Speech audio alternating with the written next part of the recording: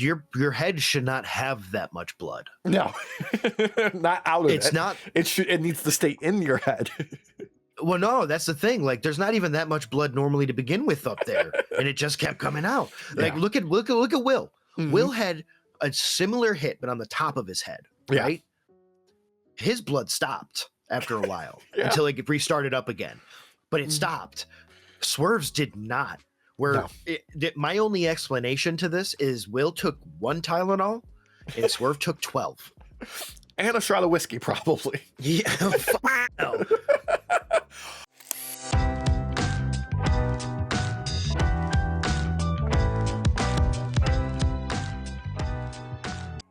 Dude, no worries. Like, coffee is essential, you know? Oh, God, yeah. There we go. That's even better. That makes me happy. That was frustrating me how it looked. Mm-hmm. There we go. Okay. Something just popped up on my screen and I missed it. Uh-oh. I was looking at the other screen. It was a notification. Was it one of the hiders and they didn't paint themselves well enough? No. Oh, no. It was just Steam finished downloading something. That's all. Okay. Oh, fun. Yeah. I was worried for a second. I thought we were going to have to read a compatriot to filth. Oh, jeez. But thank you. Mm-hmm. But no, that was not it. All right, bro. We have waited like all week to talk about Forbidden Door. Yes. I mean, there was a little bit that we got into during GM mode on Friday last week. But now we can actually get into it because holy shit. This is the umpteenth AEW pay-per-view that just is all bangers. From beginning to end, it was just it was like a roller coaster that you never got the drop off. You just kept going up. It was the euthanasia coaster where it's just the loop, you're dead. while going up somehow still. Yeah. At no point did you ever go back fully down. Your loop made you keep going up. Right? I mean, God, how do you open up the show, and I've noticed that this has been happening more predominantly in the past couple of months, with the Elite are early on the show. They're not main eventing these shows. They are the beginning of these shows. And right off the bat, we got party match. Got Bucks versus Mystico and Mascara Dorada versus Shingo. Yeah, Sky Team. Yeah, and Titan. Is that okay? Yes, Titan. I want to say Titan. I think. I know they Excalibur pronounces it Teton, but that doesn't sound right to me. Yeah, so I knew Shingo. I didn't know Teton. Because I don't watch a lot of NJPW. He's popped up here and there before. He's done a couple of spots on like a Dynamite or a Collision here or there. But yeah, Shingo, obviously far more familiar with him. Yeah, like I had to look him up, and I saw that he had done a few AEW spots here and there. And it was just, maybe I saw it and didn't recognize or whatever. But yeah, so like this felt like a first for me. I love this because it still goes in line with my thinking that the Bucks at this point are just here to really just have fun and put other people over. Like, well, I think what it is more than anything is that like Tony Khan has adopted like peak New Japan booking styles for pay-per-view, where it's just we start out and instead of doing like, okay, real strong opener, we have the mid card, real strong closer. It's we start out strong and then we keep building and building and building and building till we get to the main event. I feel like that's kind of the style he's adopted because the Bucks, like, let's face it, this is a low stakes 3-man tag or a 3-team tag. So it's just like, okay, this is just a fun match. This is to, set the tone, get people excited a little bit, but it's low stakes. Like there's not a lot of drama involved in this one. It doesn't like, there's no like repercussions for wins and losses on this match. This is just a hype match. Well, yeah, because even in victory, it wasn't like, oh, this is an amazingly strong victory for the Bucks. Spoiler, the Bucks do win. Yeah. But I feel like Unbound Company from NJPW looked very strong in this. Yeah. El Sky team. I mean, come on. We already know I am Lucha all the way, so I'm already going to be for El Sky team. I'm pretty biased on that one, I admit. I mean, yeah, Mystico is GOAT tier. Let's face it. And Mascara Dorada, every time I see him, he impresses me. Every time. I love Mascara Dorada. He is up there for me. And Mystico, like, I know he was a botch machine in WWE. Yeah. But he's at home at AEW. Well, that's the thing. Like, before he went to WWE, he was widely regarded as the greatest luchador ever. And then he just had a terrible run with the dub. And then once he was, a free agent again, he refound himself and dialed back in and was like, no, I know what I'm capable of. I need to prove it again. And now he's just, he legend status easily. Oh, yeah. Yeah, and not only that, their entrance music is like God tier, like just God tier. Dude, anytime you get a song like that as a theme song that people just like feel that they need to sing along, like it's not that they want, like there's something inside them that's like, no, I must let the music move through me and I need to participate. It's already a go. Like this is like everything that Homelander wanted out of what's his face, the preacher guy for himself. Allfather. Allfather, yes, yes. Yeah. Like that music there is what Homelander needed to be sold over by people. Yeah. But like you said, just borderline, just baseline boilerplate Bucks party match with really talented people. Like, yeah. Okay. I think the biggest highlight of this match in general is you have 3 completely different styles of wrestling meshing perfectly. Like, and shout out to what's his face, Titan, because he's technically in a sense like the NJPW's Lucha, right? Yeah. And it's still like a strongman style. Like the two kind of mixing together in one wrestler's very fun. Very fun.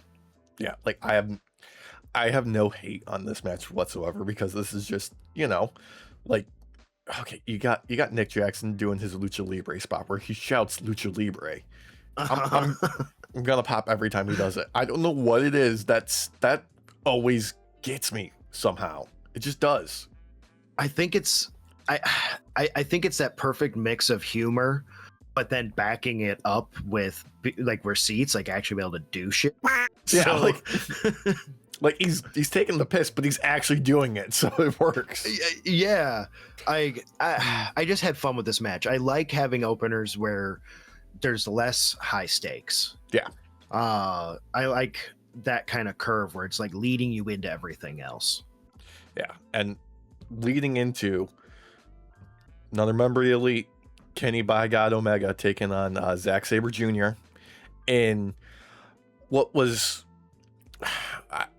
not like my favorite going into it, even though like I am an unabashed Kenny mark, unabashedly. Like he is my favorite current working wrestler this day.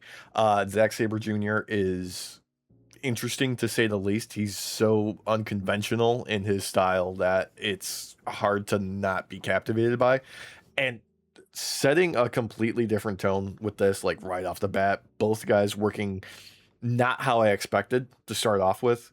I mean, Zack Sabre Jr. going heavy with the strikes right from the beginning, Kenny doing a lot of mat-based stuff.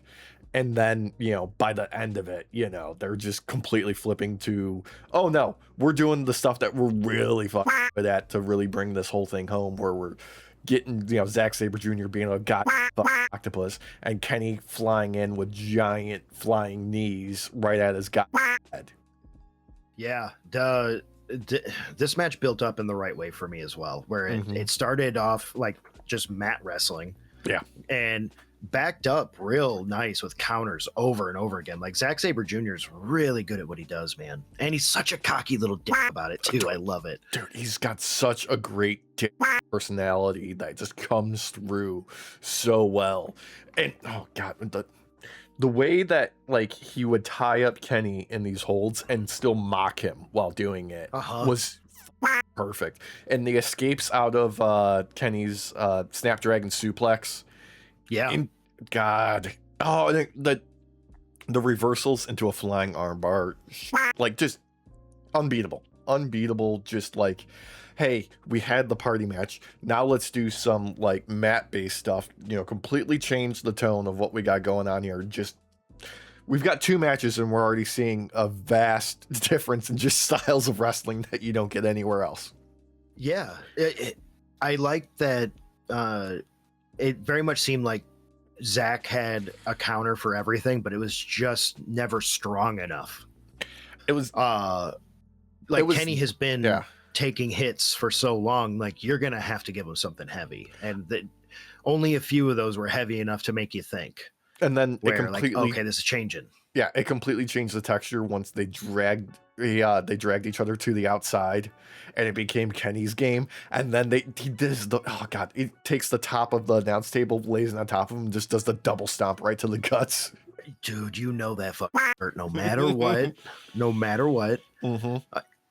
But I love that Zach also gets Kenny up against the barricade, and he's leaning over him to start punching him, and he just flicks off everybody. He's just like, all of you, and everybody starts booing, and I'm like, yes, brother, this is how you do heel shit. Like, this is MJF type shit, in my opinion. Like these two, if you put them up against each other, you would not know who to root for. Like, I think I want MJF to win, but Zach is such a dick. I want him to win. I think what it is they both carry that kind of like prep school jock energy. Yeah. Like MJF, you know, football, and like Zack Sabre Jr., I don't know, cross, polo, something like that. I was just going to say lacrosse. Oh, for real though. For real. Like those two, oh God, it was just beautiful what they were doing. It was art. Pure poetry. And I like that they weren't afraid to test the limits, because we almost got a Avalanche one-winged angel. Like, that would have been crazy to see in this match. Zack Sabre Jr. went for, I think it was an armbar, and then switched into a headlock at one point. Yeah. And that looked nasty. Like, it looked real nasty. What I really appreciated about this is it didn't look like that highly choreographed transition from submission to submission that you see sometimes in some matches. It looked like, no, they were actually fighting for who had the upper hand on each of the exchange with the submissions. Yeah. And they weren't like the Cena type where you're like, that's not locked in. Well, yeah. Zach hasn't had the complaints of like, hey, you're too snug with this. You're going to make somebody actually pass out. Edge.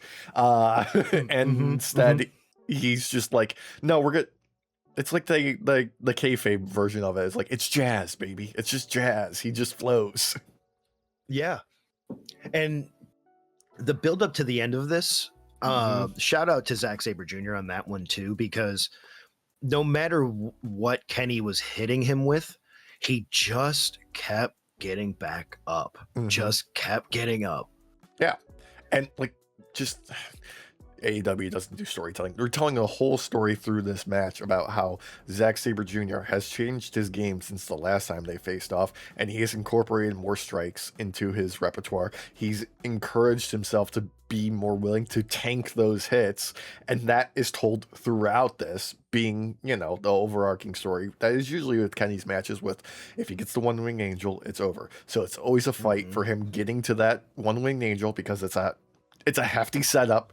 It takes a while to get somebody in the position where he could, you know, get him up on his shoulders and execute it. And Zack Sabre Jr. being one of those guys that can reverse out of anything is going to take a lot of wearing down to get to that point. And that's, you know, the blueprint's there for a Kenny match, and they executed it to a T perfectly. Yep. Yeah. I love this match. This could have been an opener for like a different, like different type of PLE. Like if everything was super serious the whole time, like this could have been an opener, but I'm glad it wasn't. I'm glad it came right after a party match. Yeah, like if there Because were, then it got you locked in.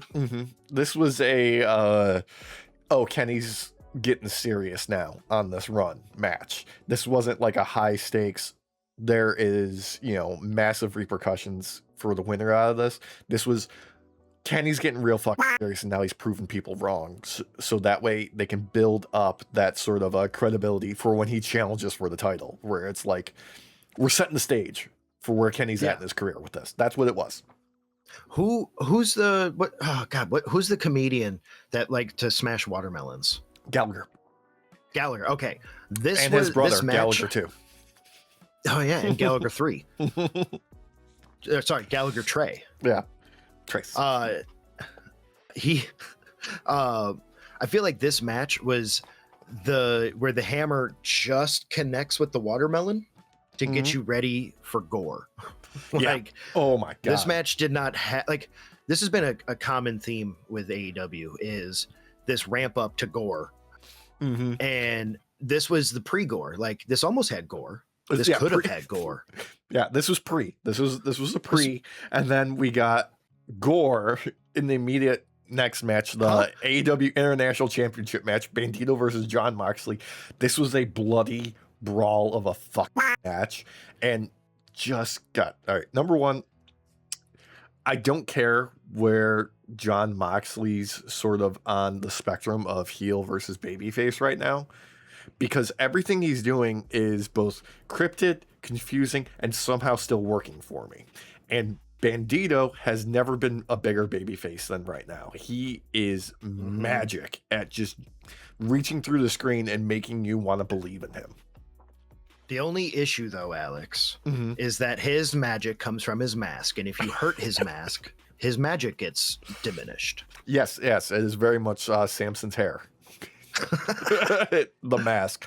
God damn, these guys beat the absolute fuck out of each other. For real. I rewatched that clip of Bandito doing that dive and Moxley picking up both his boots to double stomp his face mid-air like 6 times. Yeah. Or the when he goes for the 21 gun salute or whatever, and the 21 plex, the 21 plex, and bounces back, and Mox catches him after he slides off of him. Yeah. Oh god damn. Like, holy shit.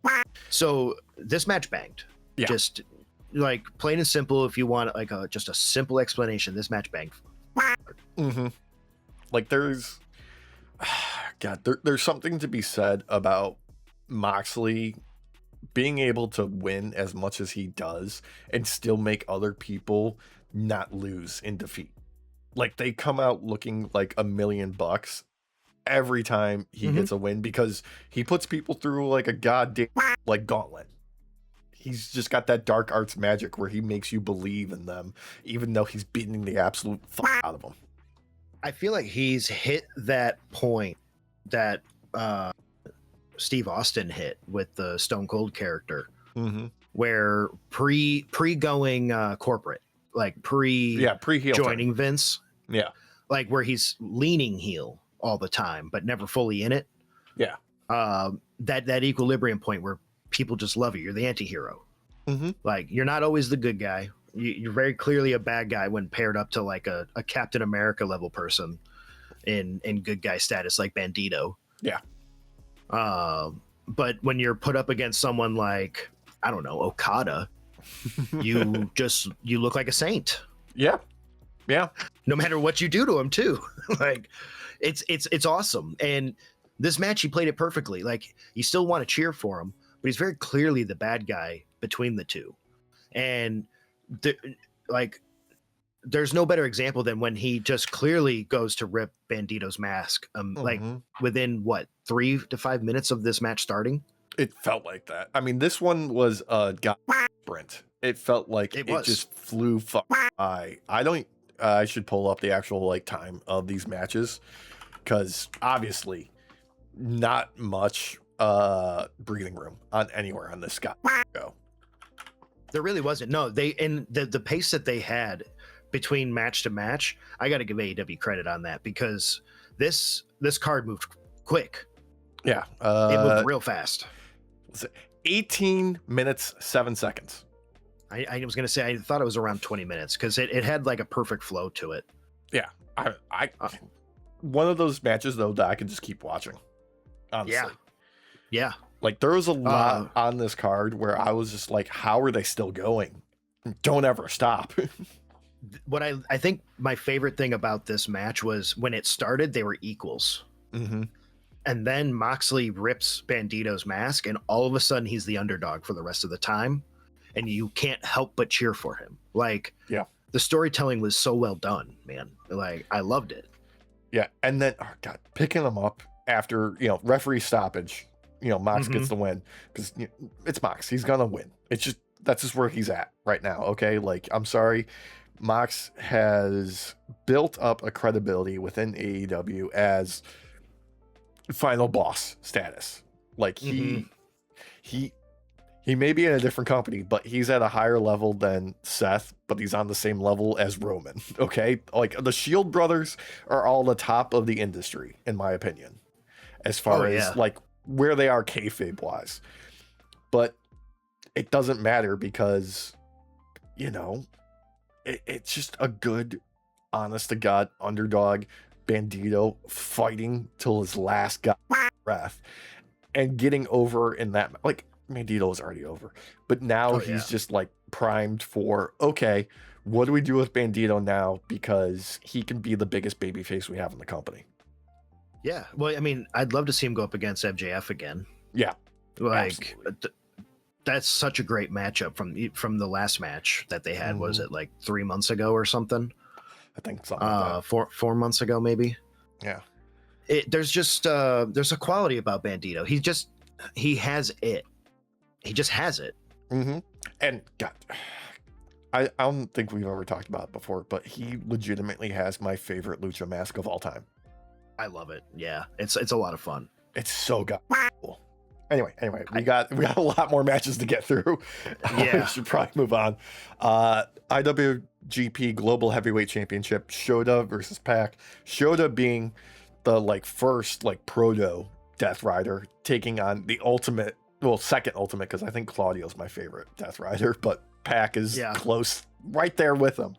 And just, God, there's so much fucking bullshit. You have guys like this that are both early days of their careers, innovators, now kind of reach their peak of their powers and still doing shit that you're like, holy fuck.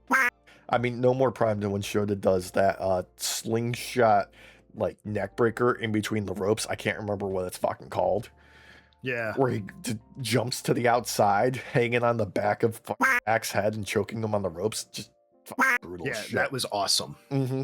I gotta say, the card that they use the for showing off each match.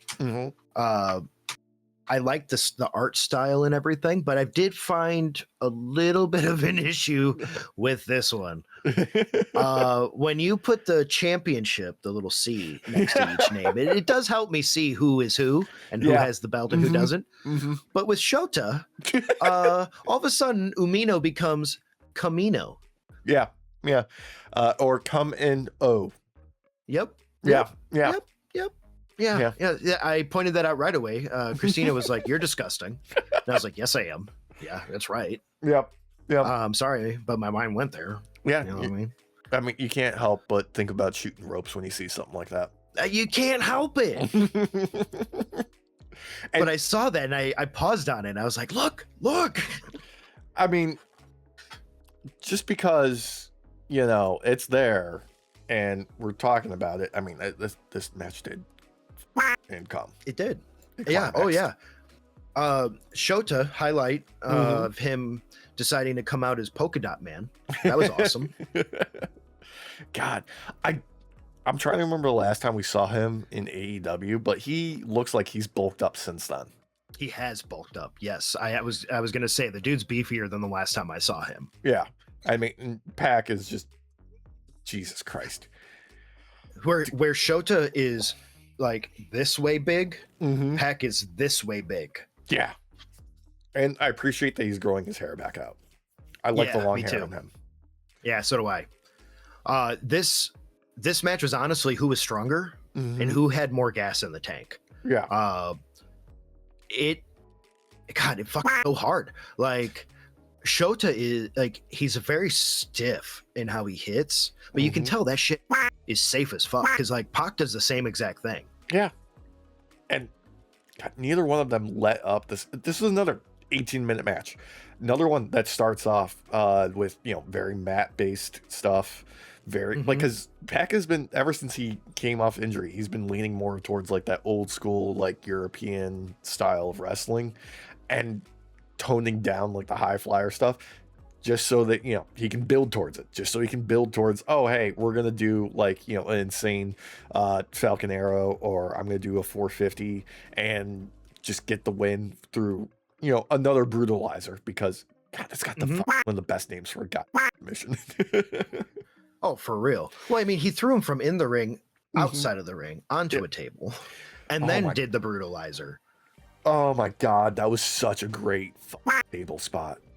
It was, dude. It was really fucking good. Oh. I loved the beginning of this match a lot. The level of respect these two have for each other is apparent right away. Just apparent right away. Yeah. And I felt like you could tell immediately that like when it came to how these two were going to go up against each other, Shota was the more confident one. Yeah. He just kind of like was like, oh, let me go like this to you.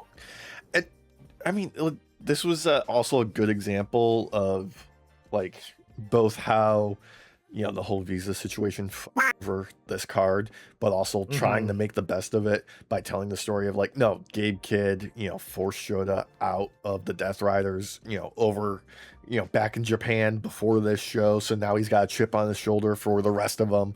So that way we've got a story going into it and we can build off that. And then, you know, after the match, we have that stare down between Shota and Mox, who's, you know, come to collect.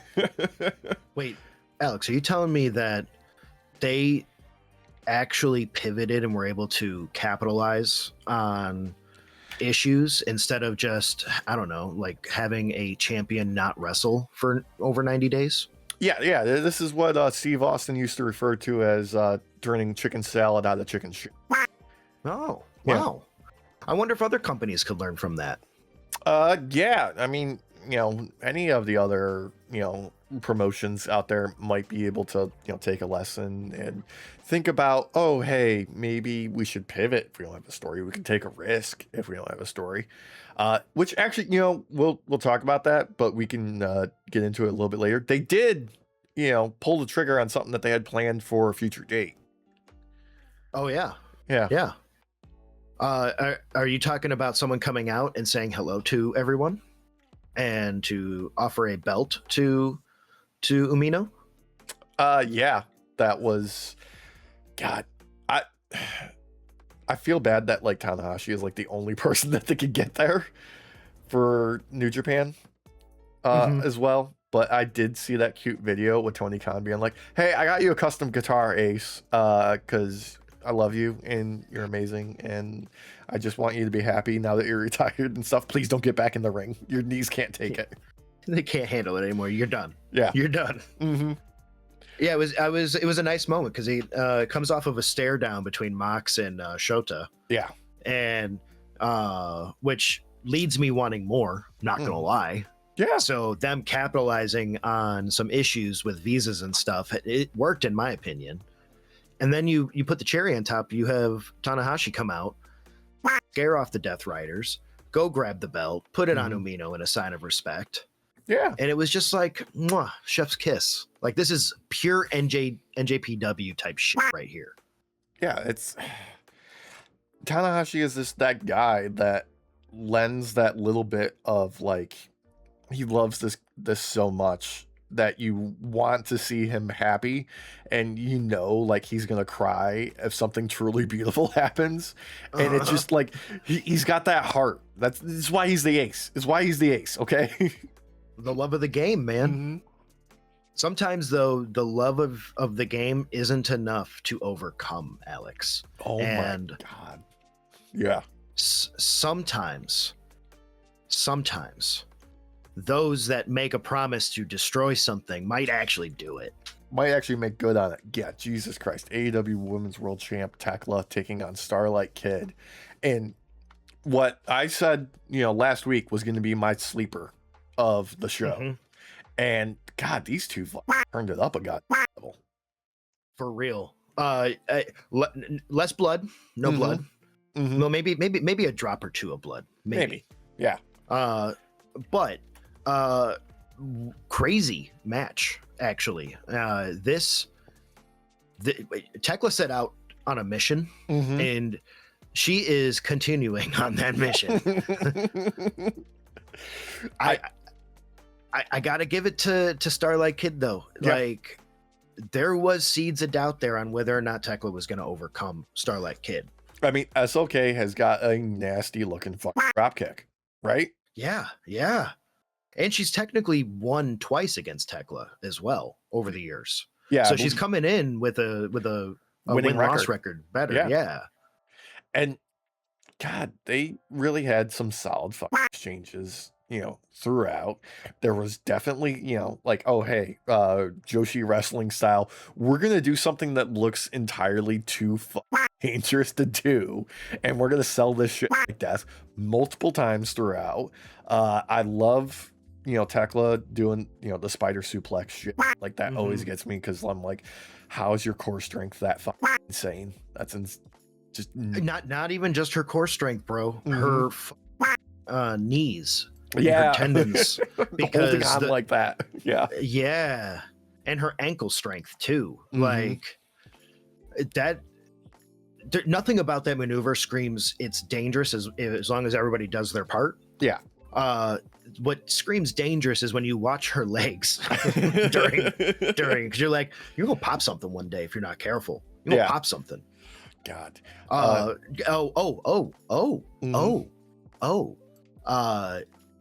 Editing Derek looked it up, and the Tiger feint kick is the 619. Oh, hell yeah. And Starlight Kid almost set one up during this match and ended up like doing something like a snap kick or something instead. Yeah. But this girl did like a shit ton of Tiger moves. Like some of her moveset is literally just Tiger shit. And it's awesome. I love the ongoing thing of Tekla just hating on Stardom.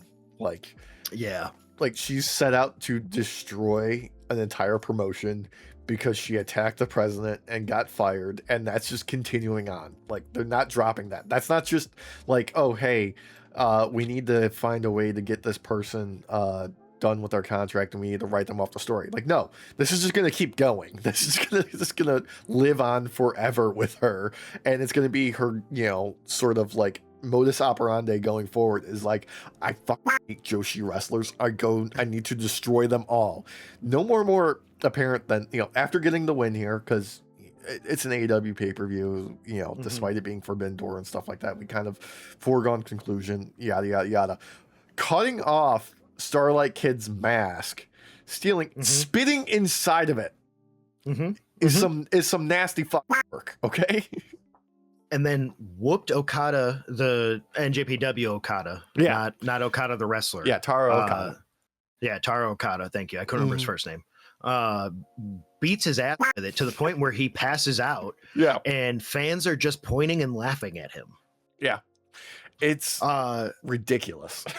Also, now you just reminded me of it. Starlight Kid, shout out to you and your double mask feature for your intro, where you came out with a mask on top of your mask. Yeah.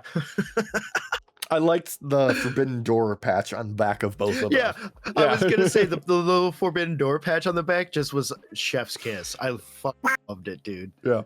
Also, I loved after the show, I think this was on social media immediately after, and then they replayed it on Collision, but Tekla cutting a promo wearing Starlight Kid's mask too. Yes. Yeah, I saw that. Yeah.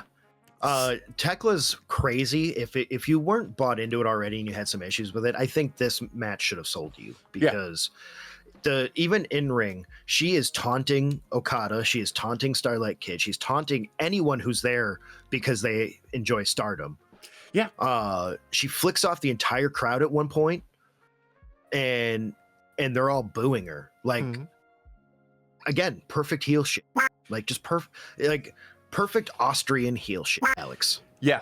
This is the Gunther and Okada playbook of I love being booed. I am going to get booed even harder because your hate sustains me being booed. That I personally love more than anything right now. It's classical heel shit, and it just works. Yeah. Oh god. Like, I feel like sometimes though, classical heel shit is what you need to overcome new age heel shit, Alex.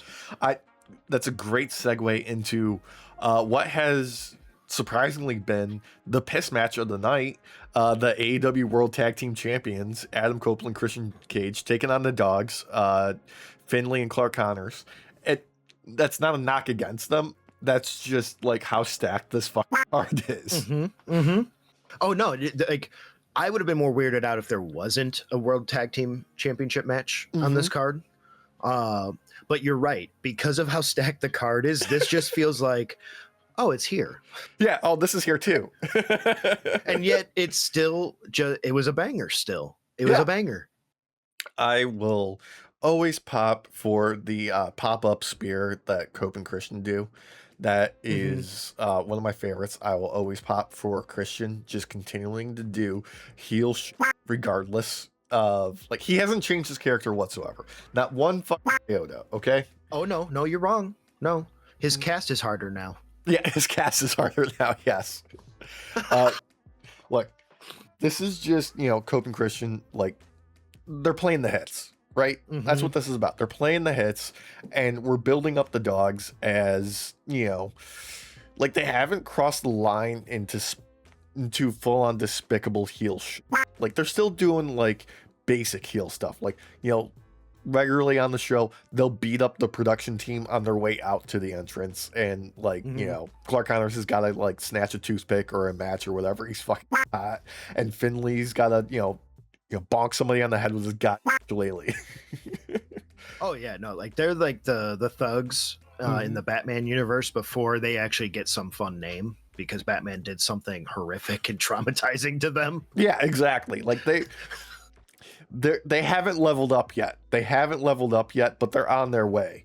And yeah, as soon as you get the right trauma and you level up, all of a sudden it'll all click together and you'll be next level heels. Yeah, that's what I'm waiting for with these guys. Probably needs Gabe Kidd to get back in on the action for them to fully hit that, but it's okay.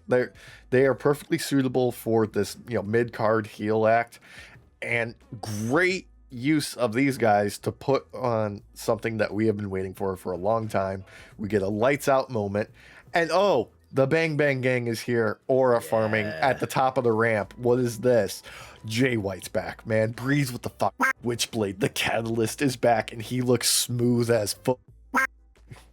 I love that Cope, the camera's like is on him for a moment. He's so happy. He's just so happy.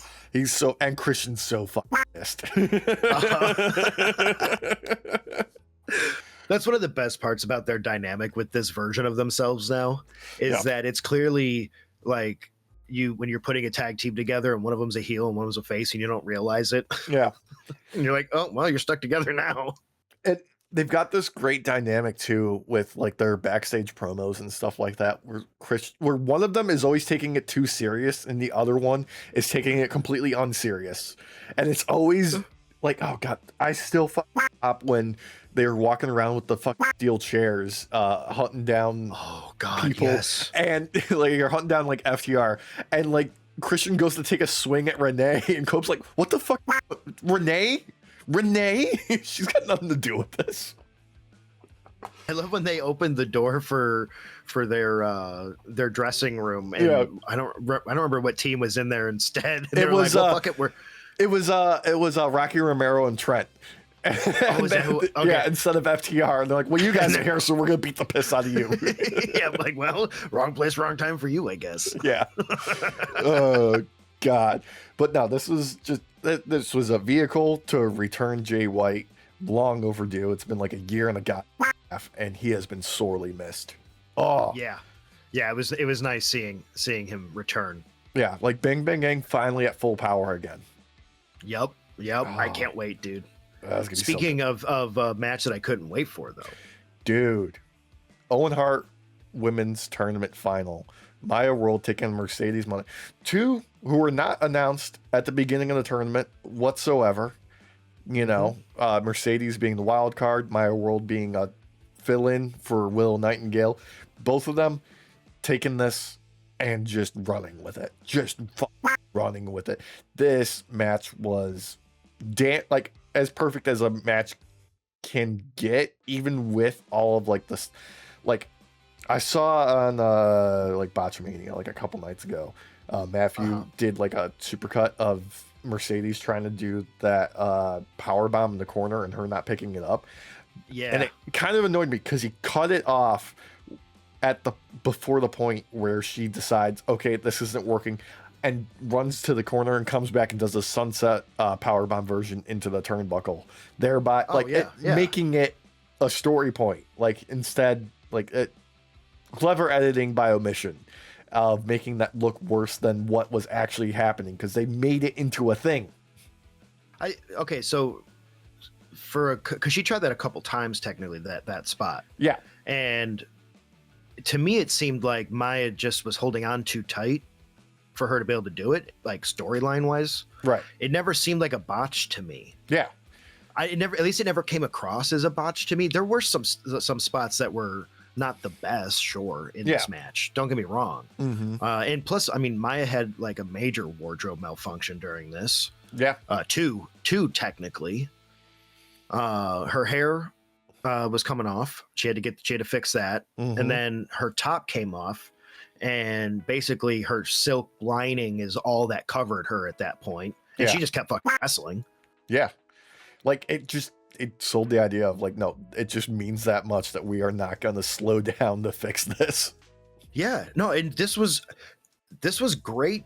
And I see, again, I'm not seeing like where it was like a Botchamania level match. Cause no, it was just like that one sequence. Like he just cut it off. He cut it off before the end of that sequence that made it like work instead, you know? Yeah. Cause this match really came across to me like someone who has idolized the veteran, learned everything that they're able to do. Yep. Because they can do it themselves, taunt and all, and knows how to counter it better because they know how to do those maneuvers. Absolutely. Just, God. I mean, it would have been like the total, like, okay, this is a golden dream opportunity of having Maya World take this. I would have loved it. I mean, I understand like the thought process behind that booking, which is why there's that seed of doubt going in there and not just being like, oh, obviously Mercedes is going to win. It was like all of everything building up to it that made you believe like, no, she could do that walking into this before they even started, like before the bell even rang. Like there was like that, oh, she's on a run right now. Like this is like, you know, a year in the making after taking a booking that somebody else turned down because they didn't want to go on for 5 minutes, you know? Yeah, no, Maya's matches in this tournament have been bangers. She's been the highlight of this tournament, in my opinion. And going into this match, normally I would have been like, yeah, Mercedes has taken this. Yeah. But with how awesome those matches were, like I came into this match not knowing who was going to win. Because it would have been understandable for Maya to beat her if they wanted to put Maya over, because it did seem like the case. But I feel like this match still obviously put her over anyways. Oh yeah. She went over huge, even in the loss. I mean, in my opinion, like, you know, the winner of the tournament gets a shot at the title in Wembley. You're going to put your biggest name on there. That obviously it's going to be a Mercedes. Come on. Yeah. I mean, we knew that, but still like being able to do everything on what is basically like, you know, a whim of like, these are secondary options that we have to pivot to in order to make this work. It's a great fucking story. Yeah, honestly, yeah. Well, especially when you're watching the behind the scenes type stuff and you see that Maya looked up to Mercedes in real life outside of kayfabe. Yeah. Like is the reason why she got started into wrestling and everything. It very much felt like I'm willing to pass the torch to you as long as you give it your all, and she did. Mm-hmm. This match was a fuck who has more gas in their tank kind of deal, and veterans tend to have more gas in their tanks because they don't spend it all too quickly. Not only that, this is also like the obvious, like, you know, underdog, rookie, newbie, like fresh faced, like I've got the world in front of me versus the, you know, more experienced veteran who's a bit more wily that can, you know, get there by just having more experience and knowing what to do in more situations. Yeah. I love this match. This was a closer level match in my opinion. Oh, this is fucking great.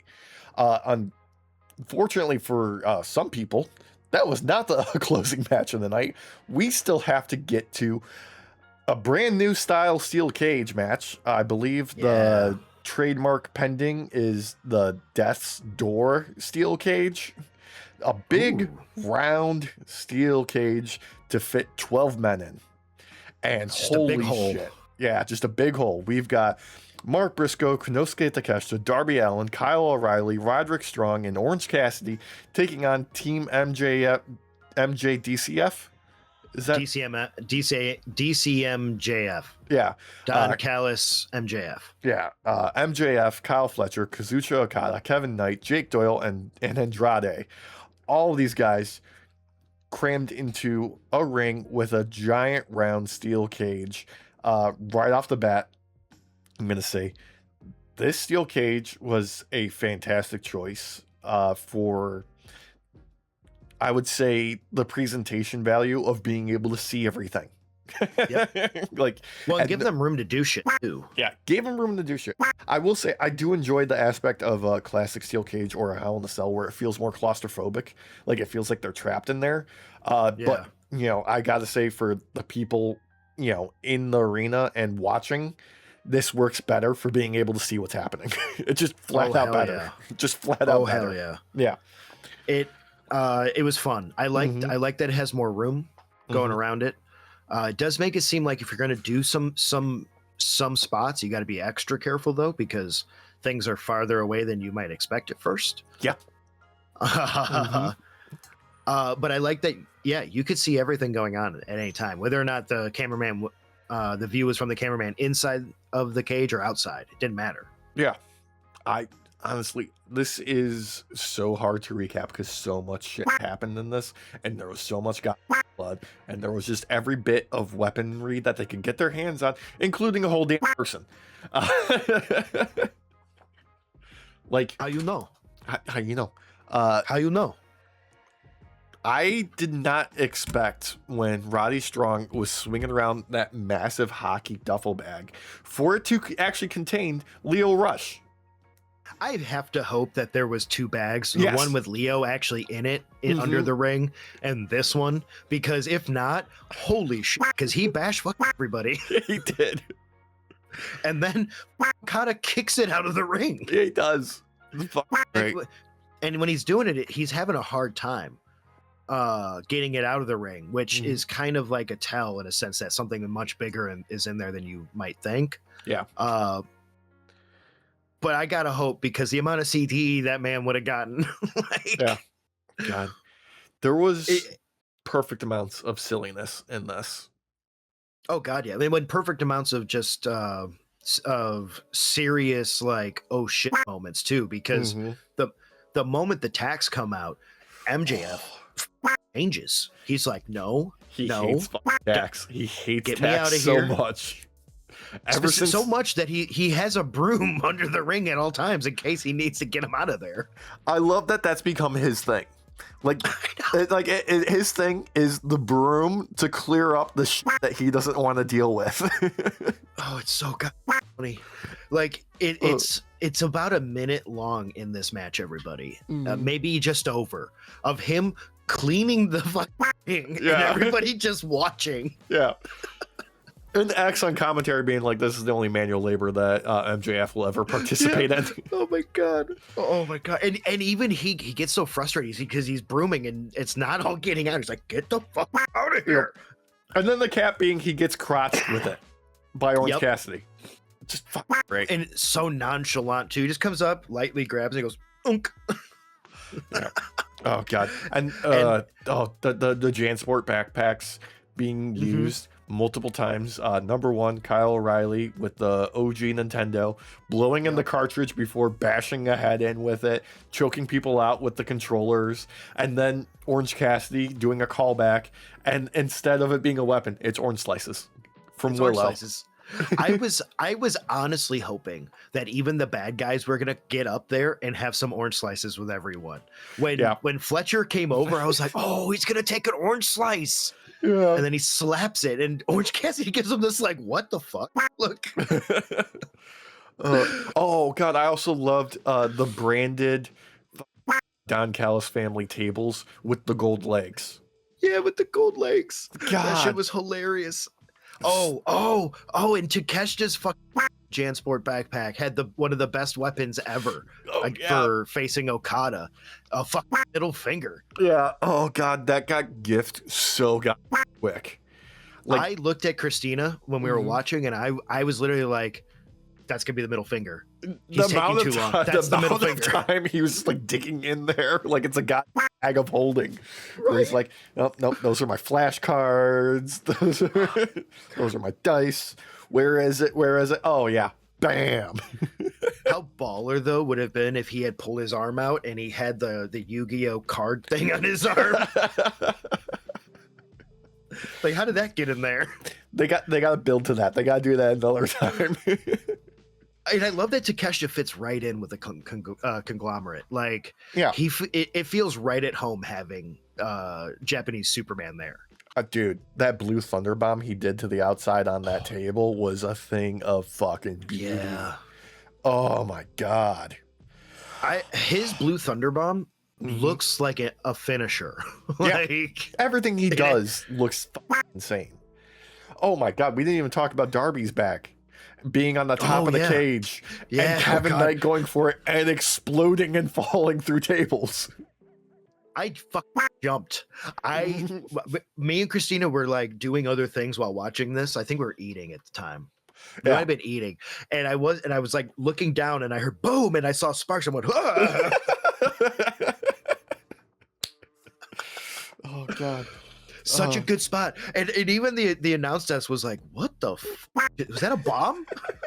There was a lot of moments where the announce desk didn't know what to say, because you've got Lio Rush hitting a backpack, an explosion, and a Nintendo, every weapon they can get their hands on, and people still throwing each other around like crazy. Obviously, everybody gets their moment to shine, and I always got to put over Roddy Strong just doing that insane run that he does in these multi-man matches where you're like, we're in the deep waters here, Roddy. We've been wrestling for 20 minutes. How do you have this much energy, son?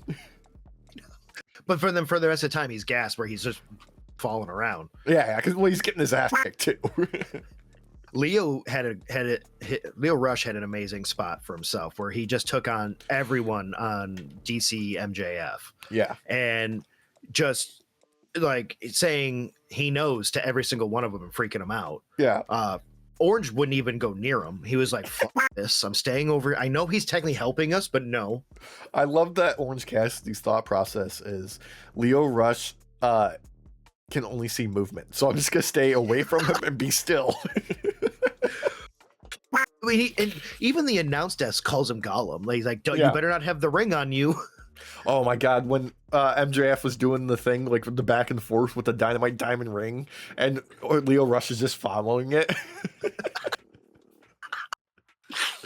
And then Alidolo is in the ring with me. He's like, how you know? And Lio Rush is like, he knows. Oh god, what a great segue into the most important thing out of this. Andrade is wearing like triple shirts and his pants throughout this entire thing, only for it to lead to him betraying MJF and the entire Don Callis family, ripping off his button-up shirt, ripping off the Don Callis MJF shirt, revealing his shirt that says fuck MJF, fuck Don Callis. But no, Don Callis, yes. fuck MJF. Yes, in that order. I'm sorry. Yeah, Don Callis first. Yes. Oh God, and him setting up the win for Mark Briscoe to get the pin on Jake Doyle. I love that moment because he literally just goes, no, go ahead. Mm-hmm. God damn. It was great, dude. It was great because MJF is shocked. Mm-hmm. Shouldn't have been, because there was real storytelling in the lead up to this 12-man, and it was very clear that Andrade had more than just a bone to pick with MJF. Yeah. He had a belt to pick too.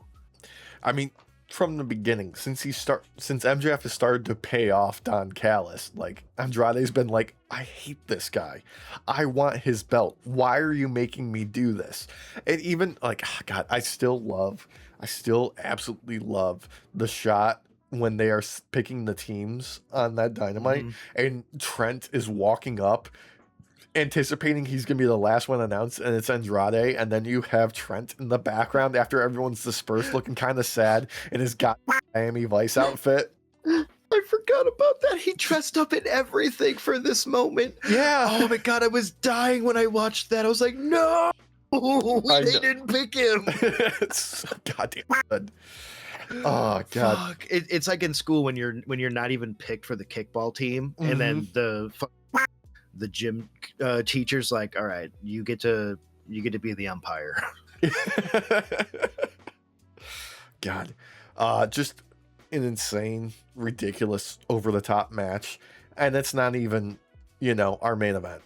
Oh, dude. Oh, we forgot to say, blood everywhere. Obviously, leading into a promo spot done by Briscoe, where he's still just gushing blood, and he's going so crazy that he doesn't realize that the microphone is fucked up, and there's audio issues, and the crowd doesn't even care because they're so hyped about it. You still, even with the audio issues, everybody, if you didn't see Forbidden Door, even with the audio issues, you knew exactly what the fuck he was saying. He was like, MJF, I'm coming for your belt. And we're doing it immediately. We're doing it this week on Dynamite. Let's go. Yeah. It was, dude. So it was a great spot. Just so fucking cool. Oh God. But that amount of blood, though, is kind of a precursor for what's next, Alex. Yeah, that was a bit of a pre-blood for our main event blood. Our men's Owen Hart tournament final. Will Ospreay, Swerve Strickland get a nice little video package ahead of this. And then we get not one, but two just nerds with their entrances. Will Ospreay coming out dressed like Bane with smoke coming out of the mask, and Swerve rolling up on a motorcycle looking like the man Lobo. Just okay. Here's where let's do some cinema, boys. Let's do some cinema and just go absolutely insane for 35 minutes. Yeah, this match went on for too long with how much blood was lost. I'm sorry. I know you don't normally hear me say that, but with how much blood was lost in this match alone, it was enough to fill two people. For a match that didn't have any extra stipulations. Well, technically anything on the outside of the ring was fair game, but you weren't able to get a pin or a submission on the outside of the ring. Any sort of victory had to be done in the ring, but outside of the ring, it was no holds barred. Any weapon goes. Oh, you have a temple here. Let me just crack that into the corner of a stair. Dude, this is definitely a competitor for a match of the year, obviously. Yep. Because I was biting on every near fall. Every time they were going for a pin that last like 10 minutes, I was like, oh, this is it. This could be it. And then they kept going. Some people say, okay, that went a little long for their taste. Not for me. Not for me. Oh, no. I was ready for it to go all for me, it's only because each of them lost enough blood to like start a human up. The blood splatter on the steel stairs that Swerve left was insane. That was Sin City cartoon level amount of blood from that single impact. It didn't actually hit him in the temple, everybody, but it looked like it did. It hit him like in the back of the head or something, I think, or like the side of the head. Yeah. But your head should not have that much blood. No, not out of it. It's not. It needs to stay in your head. Well, no, that's the thing. Like, there's not even that much blood normally to begin with up there, and it just kept coming out. Like, look at Will. Mm-hmm. Will had a similar hit, but on the top of his head. Right. His blood stopped after a while until it restarted up again, but it stopped. Swerve's did not. My only explanation to this is Will took 1 Tylenol and Swerve took 12. And a shot of whiskey, probably. Yeah. No.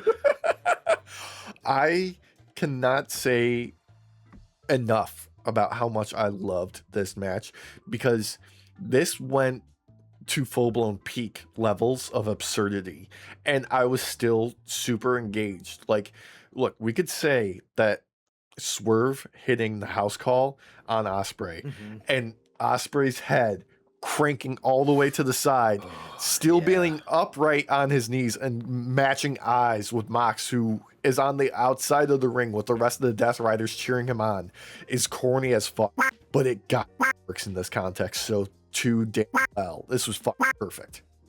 Oh, this was like this again. I'm gonna be corny as fuck, but this was straight up Goku versus Majin Vegeta type shit. Like obviously Swerve being Majin Vegeta. Yeah. Oh yeah. And he would was definitely the bad guy. Yeah. God damn. It was crazy. Like Swerve, his power level got turned up to for 9,000 for this. Oh, easily. He like exponentially, both of them leveled up to an insane performance. Like, these two have wrestled each other their entire careers. And this is the type of stuff that you can really only do with someone that you trust with your life. You know, like that, like if you're in trouble at like 2 a.m., who do you call type of level of trust with these two? God damn. Shit, how many Styles clashes did Will do on the outside of the ring to Swerve? He did one on to the fucking announce table that didn't break. Yeah. It just stayed rigid. And he went face first into it. Like, these two were hardcore. Again, like, Swerve takes off the cover on one of the joints for the ropes to connect it to the post, and does the pull up slam to Will onto it, and it cuts his head open. Yeah, like straight up cuts his head open. And this is like, I don't know, maybe 8 minutes into this match, and by that point they're already gassed out, both of them. Okay, so this is not one of those matches previously, like I said, like, oh, who has more gas in their tank. This wasn't one of those. They all emptied the gas tank in 10 minutes or less, and then kept going. This is like a vehicle that, even though it's on E, somehow you still make it to the gas station in the end. Legitimately, it's like they spent all of their gas climbing the hill, and then they started going downhill with no gas, but then the brakes don't work because they're like, it's off its track. We're just praying that we stop somehow. And I gotta put over the insane amount of just like finisher spam with it being capped off, that the one that finally does it is Will Ospreay busting out the Tiger Driver 98. Yes. Reestablishing that, like, no, this is the one that he reaches deep into the bag of tricks for in emergencies only, because he has exhausted every other possibility. Yeah, I enjoyed it. Like, normally I know that we kind of complain about finisher spam, but this was one of those few times where it actually works, because like their adrenaline is so high that none of these moves are actually affecting them anymore, because pain is gone. They don't feel that anymore. They've hit nirvana with the amount of blood loss they've had. Yeah, like, no, this isn't Cody hitting the crossroads going for a pin, hitting it 2 times going for a pin, hitting it 3 times and then getting the pin. Like, this is legitimately like, we have to keep trying different things to try and get a win here, and it's just not working because he keeps getting back up. Except for like not the last minute of it, but in like the last 2 minutes leading up to that point, they're not even trying to pin each other anymore. They're like, fuck you, I'm just gonna keep hitting you with these finishers over and over again. I'm not even gonna, like, the ref goes to go for the pin count like 2 or 3 times during this time for both Will and Swerve, and has to stop because they're like, no, I'm not pinning him. I'm hitting him again. Yeah. Give me a second. I'm tired and I can't get up quick enough. That's it. I'm not pinning him. Yeah. There's so many layers to this match too, with their entire history, not just with each other, but with their opponents. Like there's a buckshot in there. There's there's a paradigm shift. There's Danielson mission. Like it's everything that they've done their entire careers for this match. And I posted it on Threads like mid-match, like even before we got to the finish, where I'm like, sometimes there's a match in wrestling where you want both sides to win, and it's amazing. And this is one of those matches because both of them deserved it by the end of this match. Both of them, I would say, made the case for why they are the top of the card handily. And Will Ospreay being the one to get the win on this, going to Wembley, is the perfect, obviously, like story. Like, this is one of those instances where predictable does not equal bad. Sometimes predictable can be used to your benefit to build something that feels epic as shit. Let's be real, Alex. Blood Loss won this match. Yeah. God, I hope the Red Cross was on staff to collect some of that and donate it to some people that were in need. Jesus. I honestly, this match came down to who had more blood in them. Like Swerve lost because he didn't have enough blood to pump anymore, so he went down. Yeah. God. Oh. Just a banger of a card. Again, one of those euthanasia roller coasters where you just keep going up and it just keeps getting better till you die. Yeah. Like I know we've talked about the discourse with the dumbasses who are like, AEW pay-per-views are too long, and my whole thing has been like, look, if it's too long, pause it, go to bed, come back tomorrow and finish it then. This is one of those ones we did. Yeah, this is one of those ones I did not want to turn off. I was glued for the entire show. The only reason we ended up watching it took us like a couple days is because of the fact that we fell asleep. I got tired after the tag team match and then had to watch the second half after that. Yeah. Because I think when we started it was like 9 p.m. So by this point it's like 11:30 or so. And we're like, fuck, okay, we got to go to bed. Yeah. But then we finished the next day and then I watched it again. And then because I couldn't say no. Watched all the highlights that got posted on TikTok and YouTube and just languished in it. Okay. So Forbidden Door is probably like a B level pay-per-view, but having A level pay-per-view repercussions coming out of it. And we got immediate aftermath on Dynamite this week. Yeah. Because opening match of the night, Men's World Championship, MJF, Mark Briscoe. And what a way to capitalize on that steel cage match with, obviously, going into it, we knew Mark Briscoe was going to have a match, but using it as fuel to build this match from beginning to end and treating it like, oh God, that steel cage took everything out of it. I absolutely loved Mark Briscoe having that massive bandage on his head and MJF doing, what we always see in wrestling where somebody's got the waist taped up, treating it like a target, but for real, because he opened him right the fuck back up almost immediately in this shit. Dude, it was like he never turned off the gas from the 12-man and came to this with all of that energy from that promo from the PLE, the pay-per-view rather, and just goes hard immediately to try and just beat down MJF. And to MJF's credit, going after already available wounds is the smart play here, because if you don't stop Briscoe now, he's gonna get you. Like the man has an endless tank unless you make him bleed too much blood, and even then it's sometimes not enough. I really appreciate this title defense run that AEW's been on ever since, I would say, Darby held the belt, where it's like, okay, we're gonna put on something that you're not gonna see everywhere, and we're just gonna keep the foot on the gas for all of these world title defenses. Like, we're not losing the momentum one bit. And Mark Briscoe being a TV title defense, yeah, sure, like it feels like, you know, MJF's gonna retain no matter what. But Mark Briscoe and MJF going out there and being like, we're gonna make him work for it still.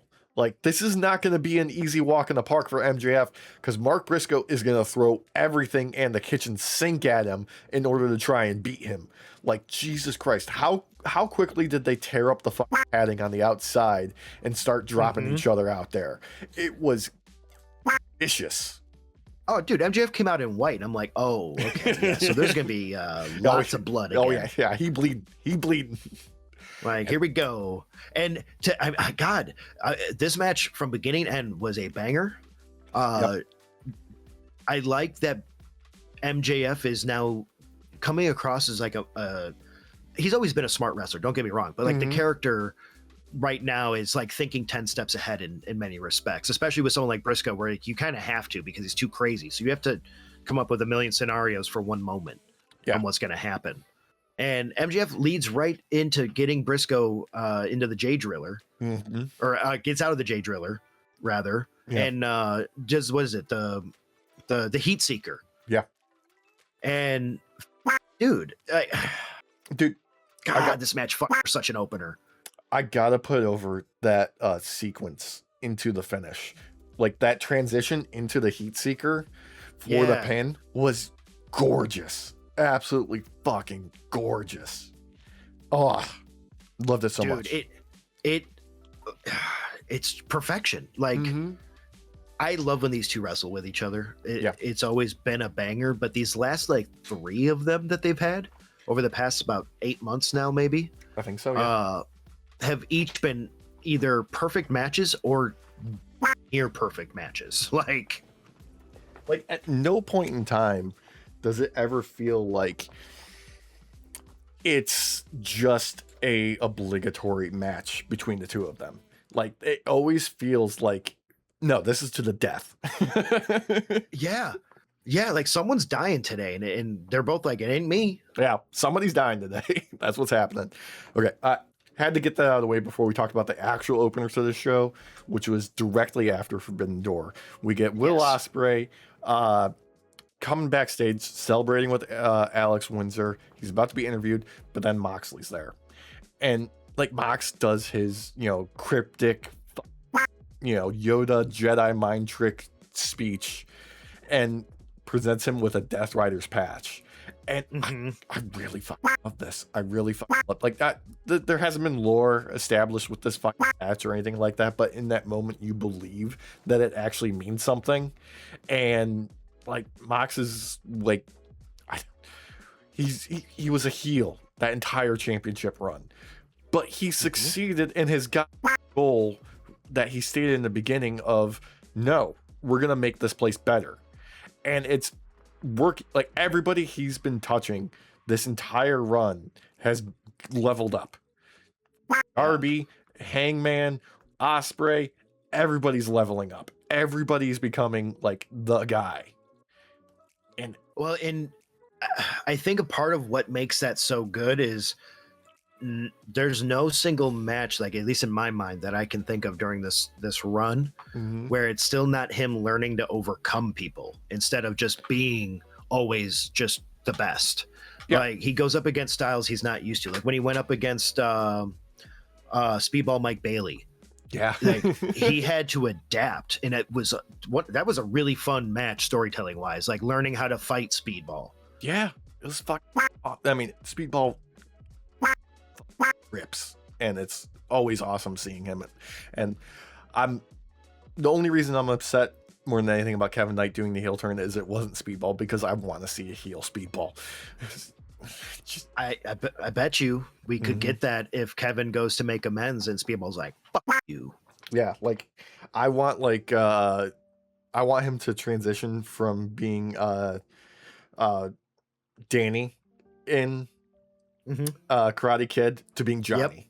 That's what I want. I want that to happen. I want that shift to happen. And not Cobra Kai Johnny. I want it to be like, old school. We kind of did. When he faced MJF, we got a taste of what heel Speedball Mike Bailey would be like. Yeah. And then also against when he faced Kevin Knight, there was that hint of Speedball going to the dark side. Mm-hmm. Yeah. But anyway, there's that very nice moment between Mox and Ospreay, and walks off. And then there's Kenny, because the backstage in AEW is alive and everybody's around, and they have a little face-to-face. And Kenny kind of like, this has been going on like sort of like after every major pay-per-view between the two of them, where like they sort of reconvene, they check in with each other, they're seeing where each other's at. And Kenny was kind of little broing Ospreay, or at least that's what it felt like to Will in this moment. And he's like, he drops that line of just like, just because you given up doesn't mean I have. And you see the switch hit in Kenny's brain of being like, you think I've given up? Before he can do anything, though, MJF literally inserts himself in between the two of them and reminds them, like, I'm the world champion, you little bitches, okay? This is about me, not you two, okay? This is about me. Fuck y'all. Perfect. Absolutely perfect. Because this sets up what happens after the first match. Yep. MJF is beating down Briscoe. He's about to completely obliterate him. And who makes the save? Kenny, by God, oh fuck, Mega is here to save the fuck day.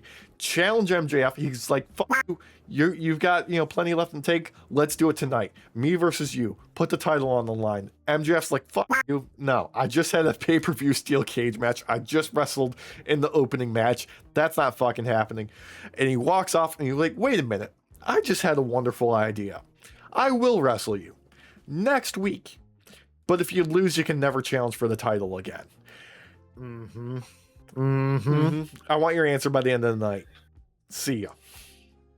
It puts way more stakes onto it, and it does make you wonder if Kenny can actually take the belt, because prior to the match between MJF and Hangman Adam Page, I was like, Hangman's taking that belt. They wouldn't do that, but and now then they did, and we haven't seen Hangman since.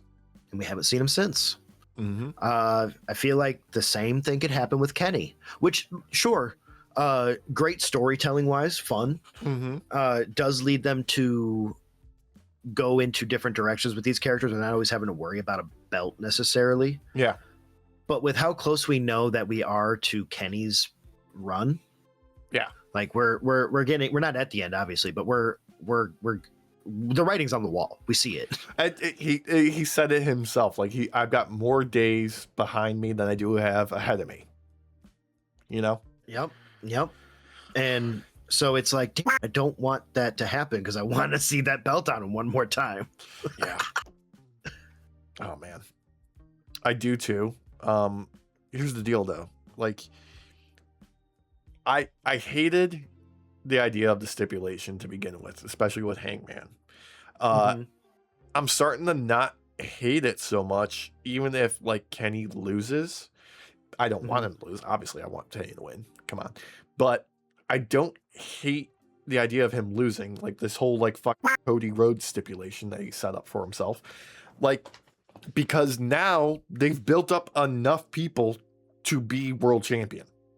The roster is deep enough where you have enough talented guys to be legitimate world title holders and be the flag bearers for the company.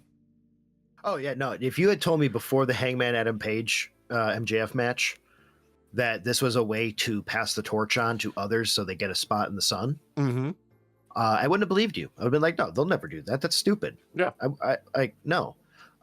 Post Hangman Adam Page v MJF no longer can go for the title if he loses, and that happens match. Yeah, no, I'm okay with this. You're giving an opportunity for the newer talent to rise. Yeah, that doesn't mean that like Kenny Omega doesn't have storylines still. Heck, he could be like, you know what, fuck you, I am gonna go for that belt still. Like on the last like month or whatever that he's doing. Yeah, he could do an immediate heel turn and be like, fuck you, I'm not sticking to it. but storytelling wise, it is actually fun because you're actually sticking to it. It feels like storytelling has weight still in AEW, whereas in a rival who they don't like being considered rivals doesn't have any weight to storytelling. Yeah. Like I can think of it no better than just being like, no, we're removing these chess pieces from the board so that other people can be part of the conversation. Okay. Like, you know, that's what, like, oh, you know, Kyle Fletcher immediately, like, you know, why wouldn't you put the belt on Kyle Fletcher? Well, because we got to put the belt on Hangman, or we got to put the belt on Kenny, or we got to put it on this person or this person. Darby hasn't held it yet. Like, it's forcing these conversations to happen of like, okay, who can legitimately be next? Because we've removed key players from the possibility. Yeah, and plus, when a pawn makes it to the end of the board, you get to turn into other things and be better. So, yeah, give them a chance to turn into other things and be better. Yeah, exactly. Yeah. Anyway, just the main title scene in AEW has just been on a fire for a long time now, and I don't see them losing steam anytime soon. Because, like, let's face it, all roads lead to Wembley right now. Oh yeah, and coming out of there, I can't wait to see what they got planned next. Well, especially now with some of the other stuff like with Maya World and like Mercedes Moné. I'm really excited long term to see what's going to happen with that, because at some point Maya's going to overcome, and it's going to be a hard pill to swallow for Mercedes. I mean, the character. Yeah, I mean, that's the one title that's, you know, eluded Mercedes. She collected every other belt in the world except for the women's AEW World Title. So when she wins it, that is going to be like, even if it's the first challenger, Maya World being her first title defense is going to be perfect. Like, it's already written. Yeah, well, because if Mercedes does take the belt, she's not going to be a transitional champion. No, God, no. She's got to go on the fucking air with that. Yeah. And if I got to choose someone to take the belt off of her, it would be Maya World. I think that would be a ton of fun, because the way those two wrestle against each other, it's like they've been friends for fucking ever. Yeah. That's fucking great. Anyway, other matches on the night.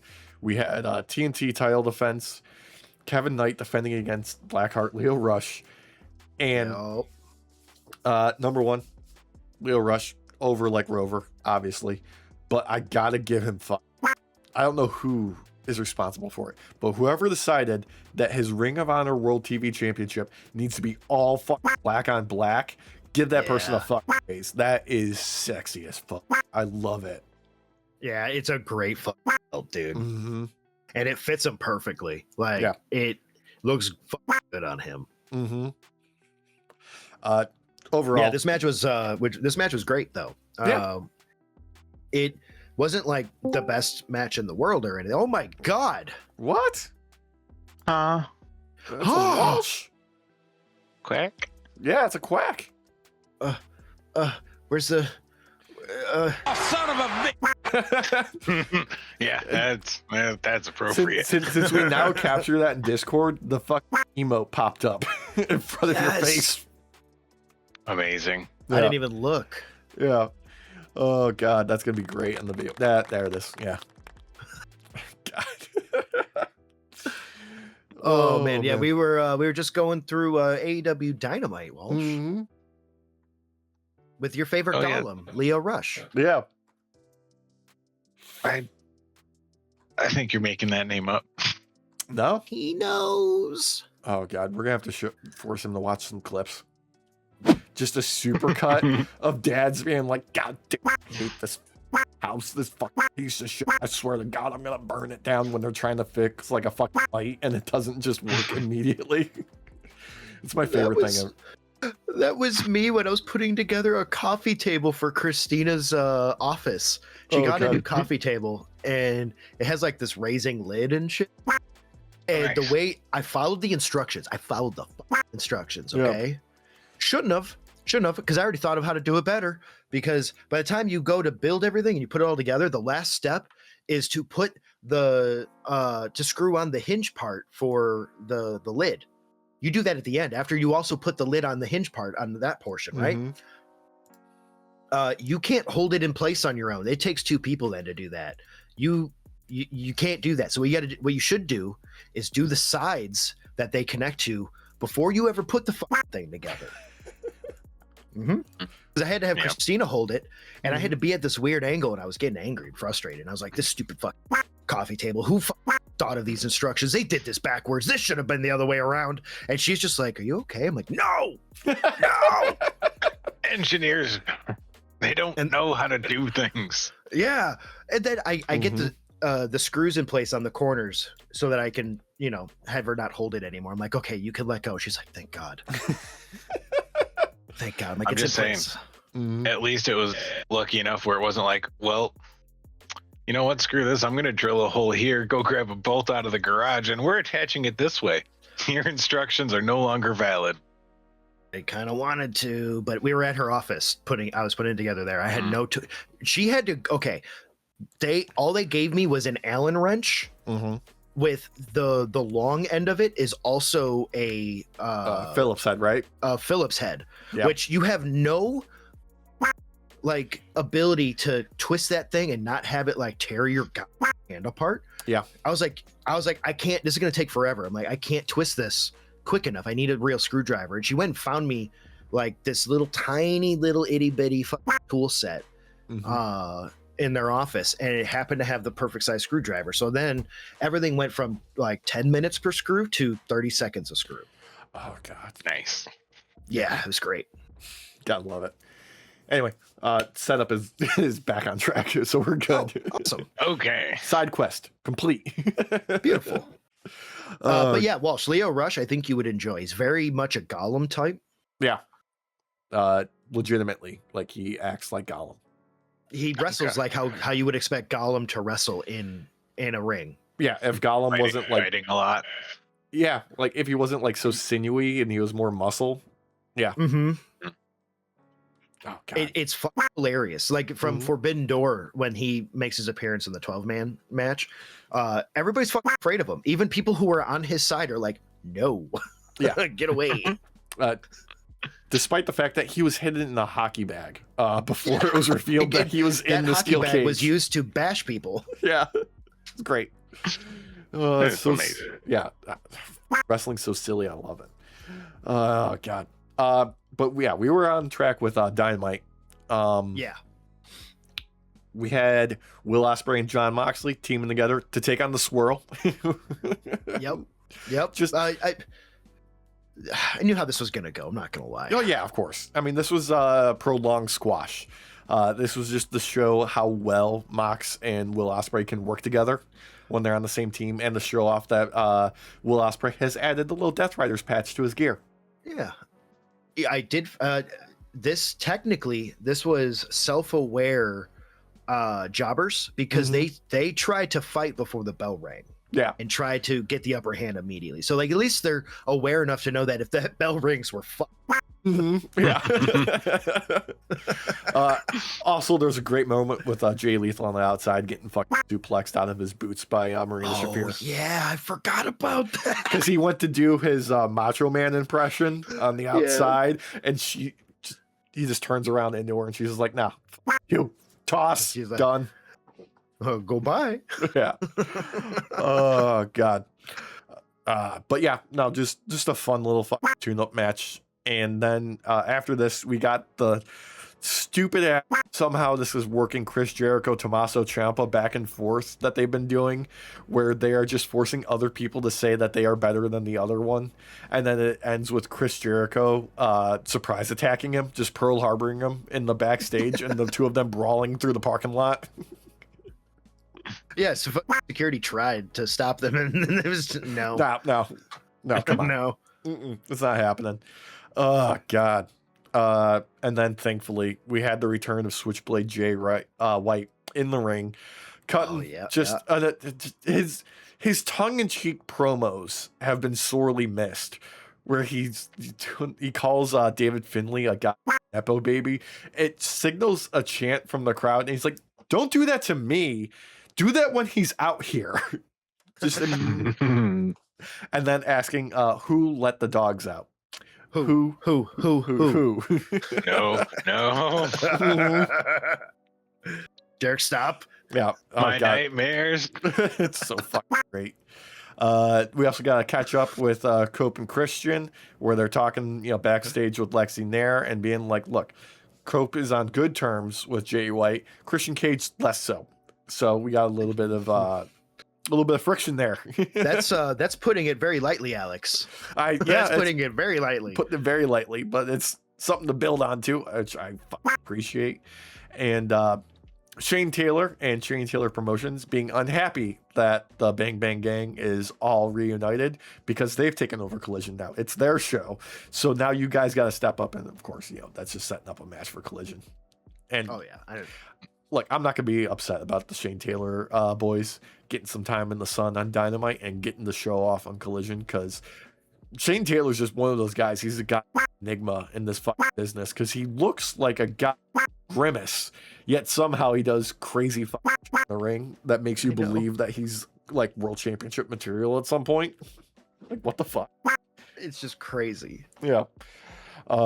More importantly, though, I got a bone to pick with Tony Khan about this TBS Championship Survival of the Fitness match, because we've got Makia, Harley Cameron, Hikaru Shida, Persephone, Chris Statlander, and who should have been the winner, Queen Aminata, all facing off in an elimination gauntlet match with each other, just tearing things apart. Queen Aminata should have won this. This is long overdue. She should have been TBS champion a long time ago, but sadly, we've got Hikaru Shida back with this belt around her waist, which I don't have anything negative to say about Hikaru Shida. Obviously, all the women involved should have taken it at some point. My personal favorite is Queen Aminata. She should have had this belt run a long time ago. It's overdue, in my opinion. I feel like this should have come down to Queen Aminata versus Harley Cameron.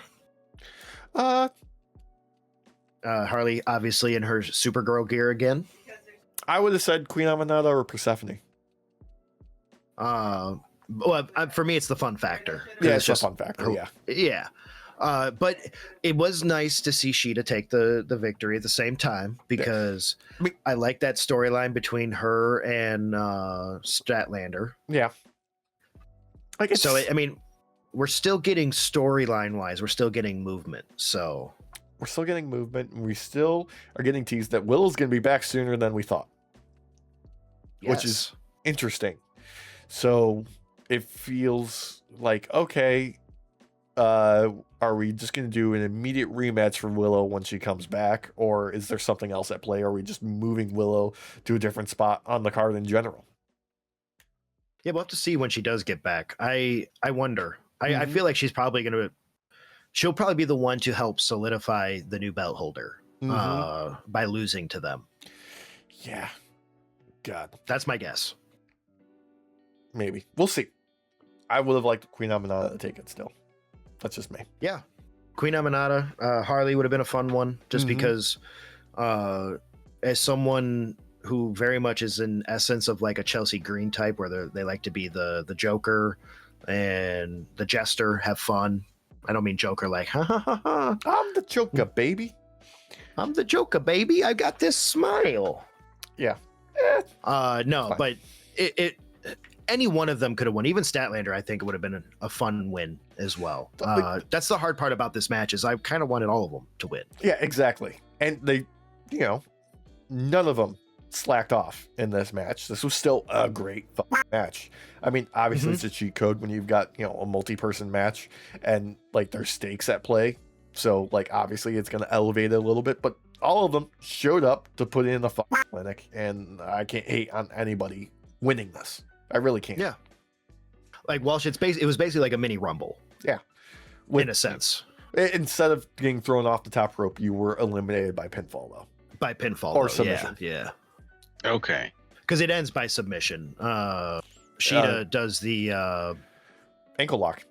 The ankle lock on her. Mm-hmm. God. And well, I mean, there was an assist by Persephone, who smashed Statlander in the face with the belt. Oh yeah, that's right. Yeah, after she got eliminated because she was so pissed off. She was so pissed. Mm-hmm. Oh God. But which was technically that was the final match of the night. Technically the main and event. And a great main event match. I enjoyed it a lot. I like that in AEW the women do tend to main event a lot. It hasn't been historically that way, but they have like done it on an occasion where like the stakes have called for it. Like the first time I remember it being that way was when I actually went to Dynamite. It was episode 200 where we had Sheeta get the women's world championship. Hell yeah. Which then set off the whole storyline of Timeless Toni Storm being born. Yep.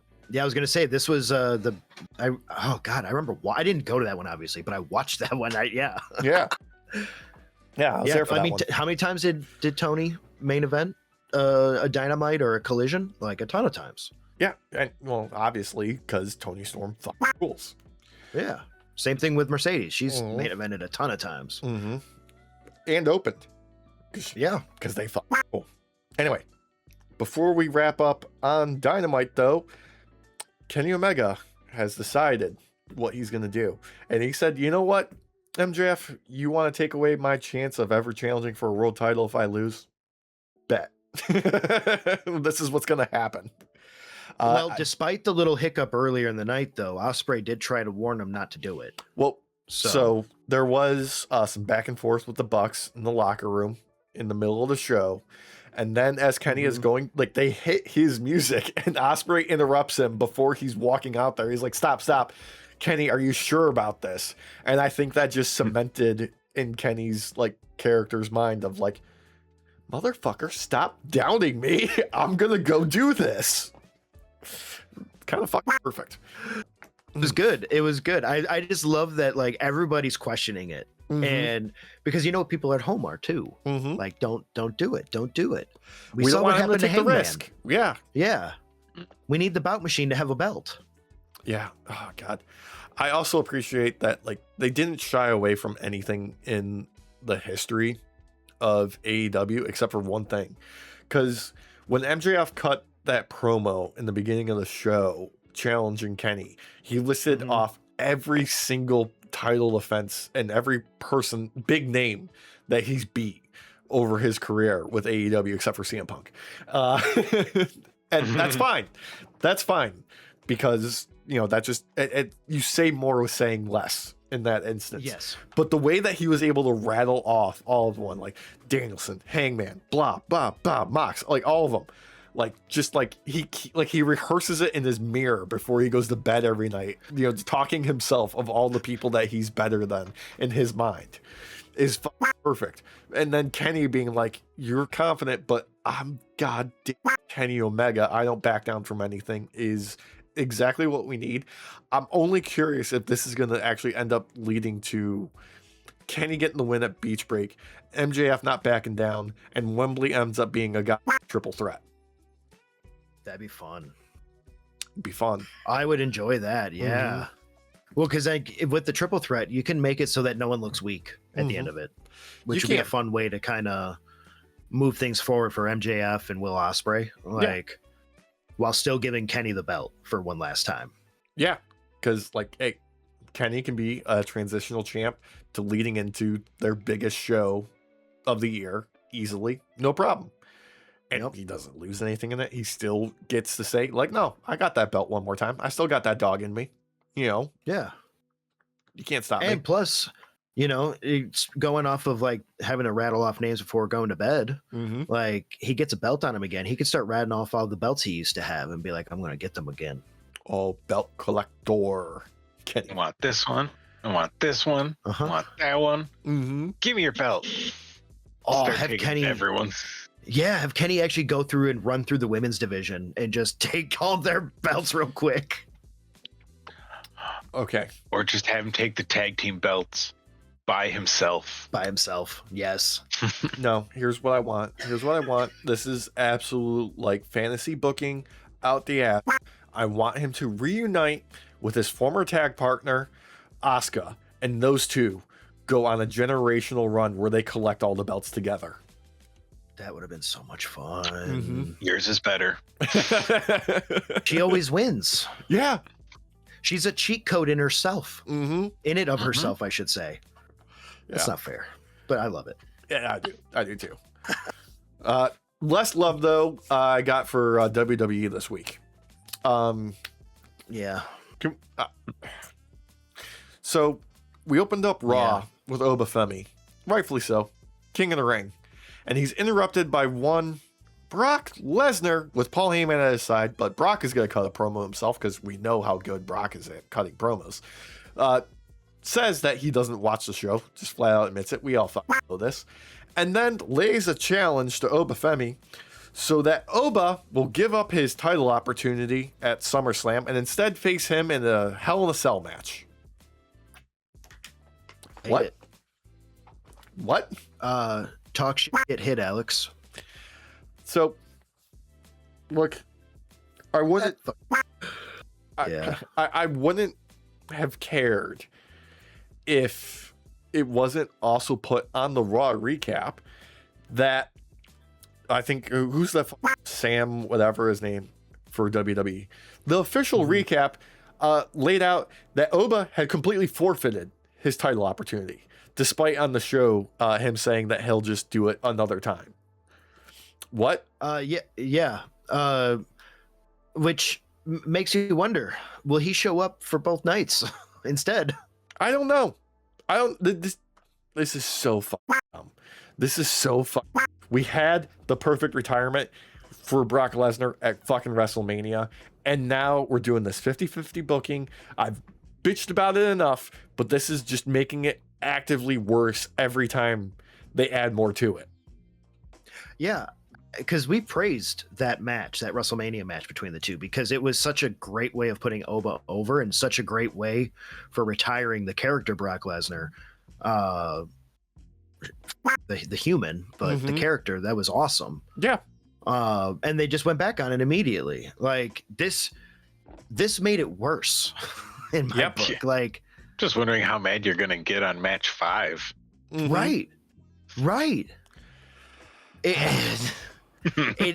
It's just wasted energy because they don't know how to sell Roman beating Oba, I bet. And that's why they're doing it like this, because we all know that you put Oba up against anybody who has a belt right now, and he's taking that fucking belt, like, hands down.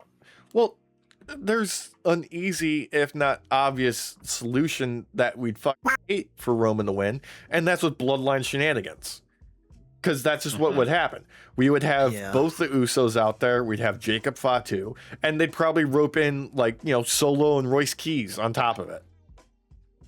Yep. Well, I mean, Solo is starting to make an alliance, though, with LA Knight. So, I don't know. That's not working. I mean, no, it's not going to work. Of course not. It's not going to fucking work. This is all just to keep people distracted from the fact that they are going to refuse for another year to give LA Knight a chance at the fucking title. This is all that is. I mean, honestly, if they wanted to do a match to like have it be believable that Oba doesn't take the belt off Roman, it'd have to be, for me, a triple threat between Roman, Oba, and Seth Rollins. And yeah, one of the other ones gets pinned.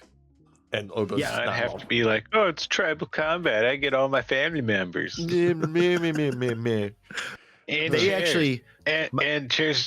chairs and more chairs, maybe a couple extra chairs. Bring your own chair night. What if Roman was like, I challenge you to the ultimate tribal combat, musical chairs? Actually, a hardcore like musical chair. Like, what if they did that? What if they did an actual like Rumble sized musical chairs in between the ring? Like you get like 30 guys out there, 29 chairs to start. They play somebody's theme music like each time, like somebody different, and then they like just batter the piss out of each other trying to get those chairs. Didn't they do it during the Attitude Era where they did musical chairs on a bit? I think so. They might have. Why wouldn't they? Like back when Eddie was still alive? Eddie Guerrero was still alive? I have a vivid memory of watching musical chairs on like a Raw as a kid. God. I want to say Stephanie was involved. Because why wouldn't she be? There was always a McMahon involved with everything. Come on.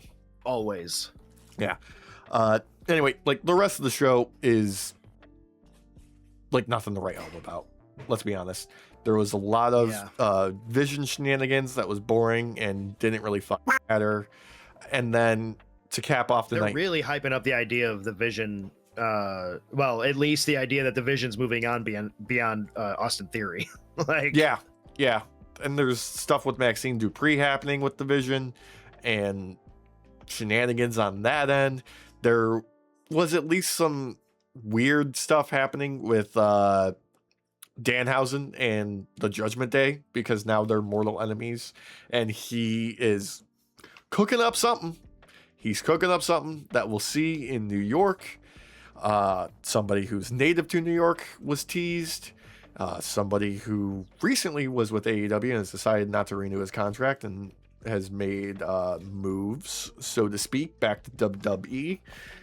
One Big William. Yep. I was actually going to say that. Yeah. Big Bill. Yeah, Big Bill and Enzo. Two of them reuniting.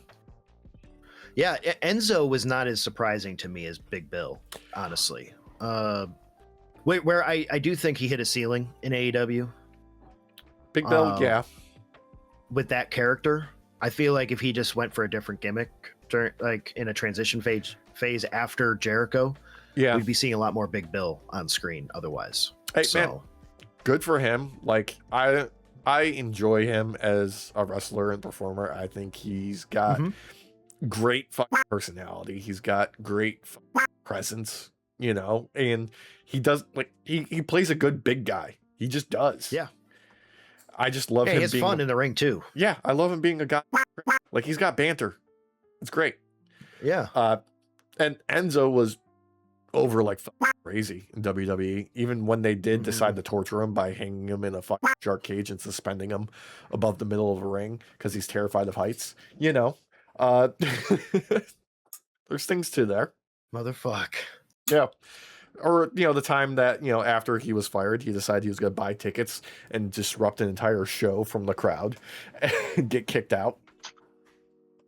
It's baller behavior right there. That happened. But they were over as a team. They just were. They were.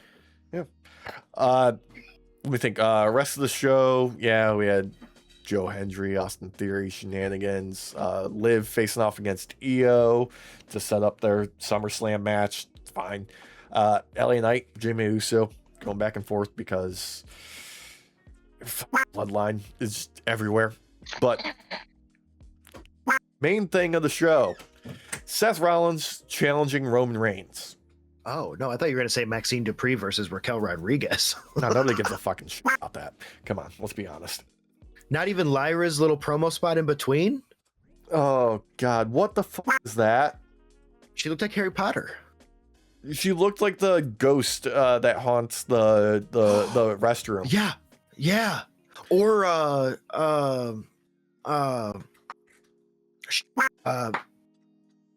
pass.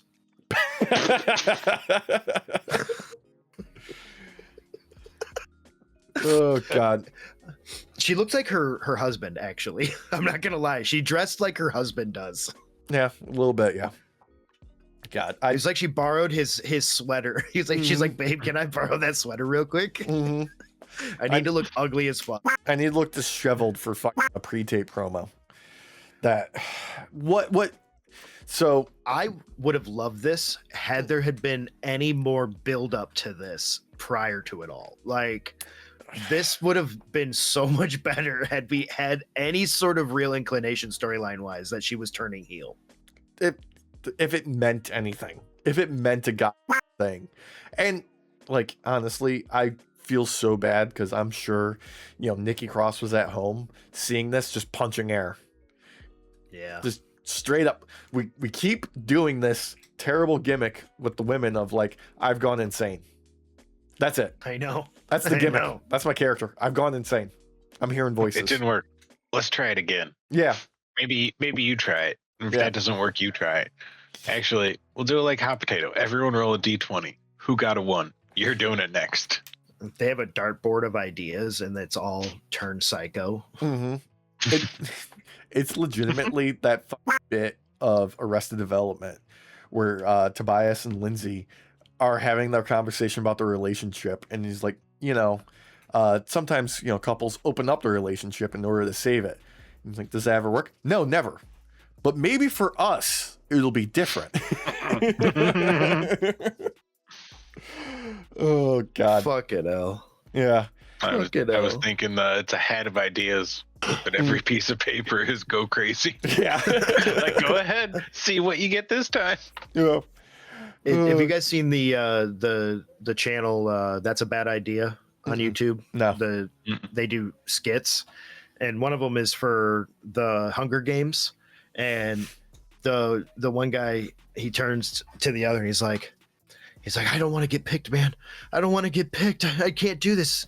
And the other goes, hey man, if you get picked, I'll offer myself up for you as tribute. He was like, really, man? You would do that? Yeah, man, I would do that. Oh, that's great. Cause I put my name in there like 45 times. He's like, wait, what? Yeah, we really needed bread. So then his name gets called, and he looks over to me. He's like, offer yourself as tribute. He's like, I'm not going to offer myself up as tribute, man. Yeah. You said you would. I'm not going to do it, man. But you said why did you put your name in there 45 times? Oh, fuck. They gave me a lot of money every time I did. Yeah. I didn't know this would happen. I thought everyone did this. Oh, oh God, so good. I went 3 hours without eating any bread. I needed it. I'm hungry. I saw you in line for bread, eating bread. Yeah. God. Anyway, speaking of starving, since we are starving the audience of Obafemi versus Roman Reigns, we need to slide in somebody else. Who better than Seth Rollins? I mean, Seth never really got to finish his rivalry with Roman. Yeah. Like it's overdue. It got put on pause for a while. It's overdue. It just is. Like this is one of the last gasps of these guys generation of their run together in the company. Yeah. This is what they need to do to make it appealing. Is Roman and Seth going at it in the ring. No one's going to care about, because the entire bloodline is going to come out to try and take him out. And we get thousands of masked Seth Rollins coming in from the crowd to take him out. They just pick him up and carry him away. No one has any idea what happens in the match if that happens. Yeah. They all get chloroformed, even Seth. Honestly, if we get the fat masked man back, the guy who was bumping into people when they did that one where they were doing their interpretive dance reveal of Seth being the masked man that one night, I'm all for it. When we had the heavier set one, the heavier set Seth, that was great. Oh God. Why not? Honestly, we completely dropped the masked man bit from Seth Rollins. It was the defining thing for a little bit, and then they decided, okay, we're not going to do that anymore. We're going to pair him up with the Street Profits. So because it never meant anything. No, it just never meant anything. Nothing ever meant anything.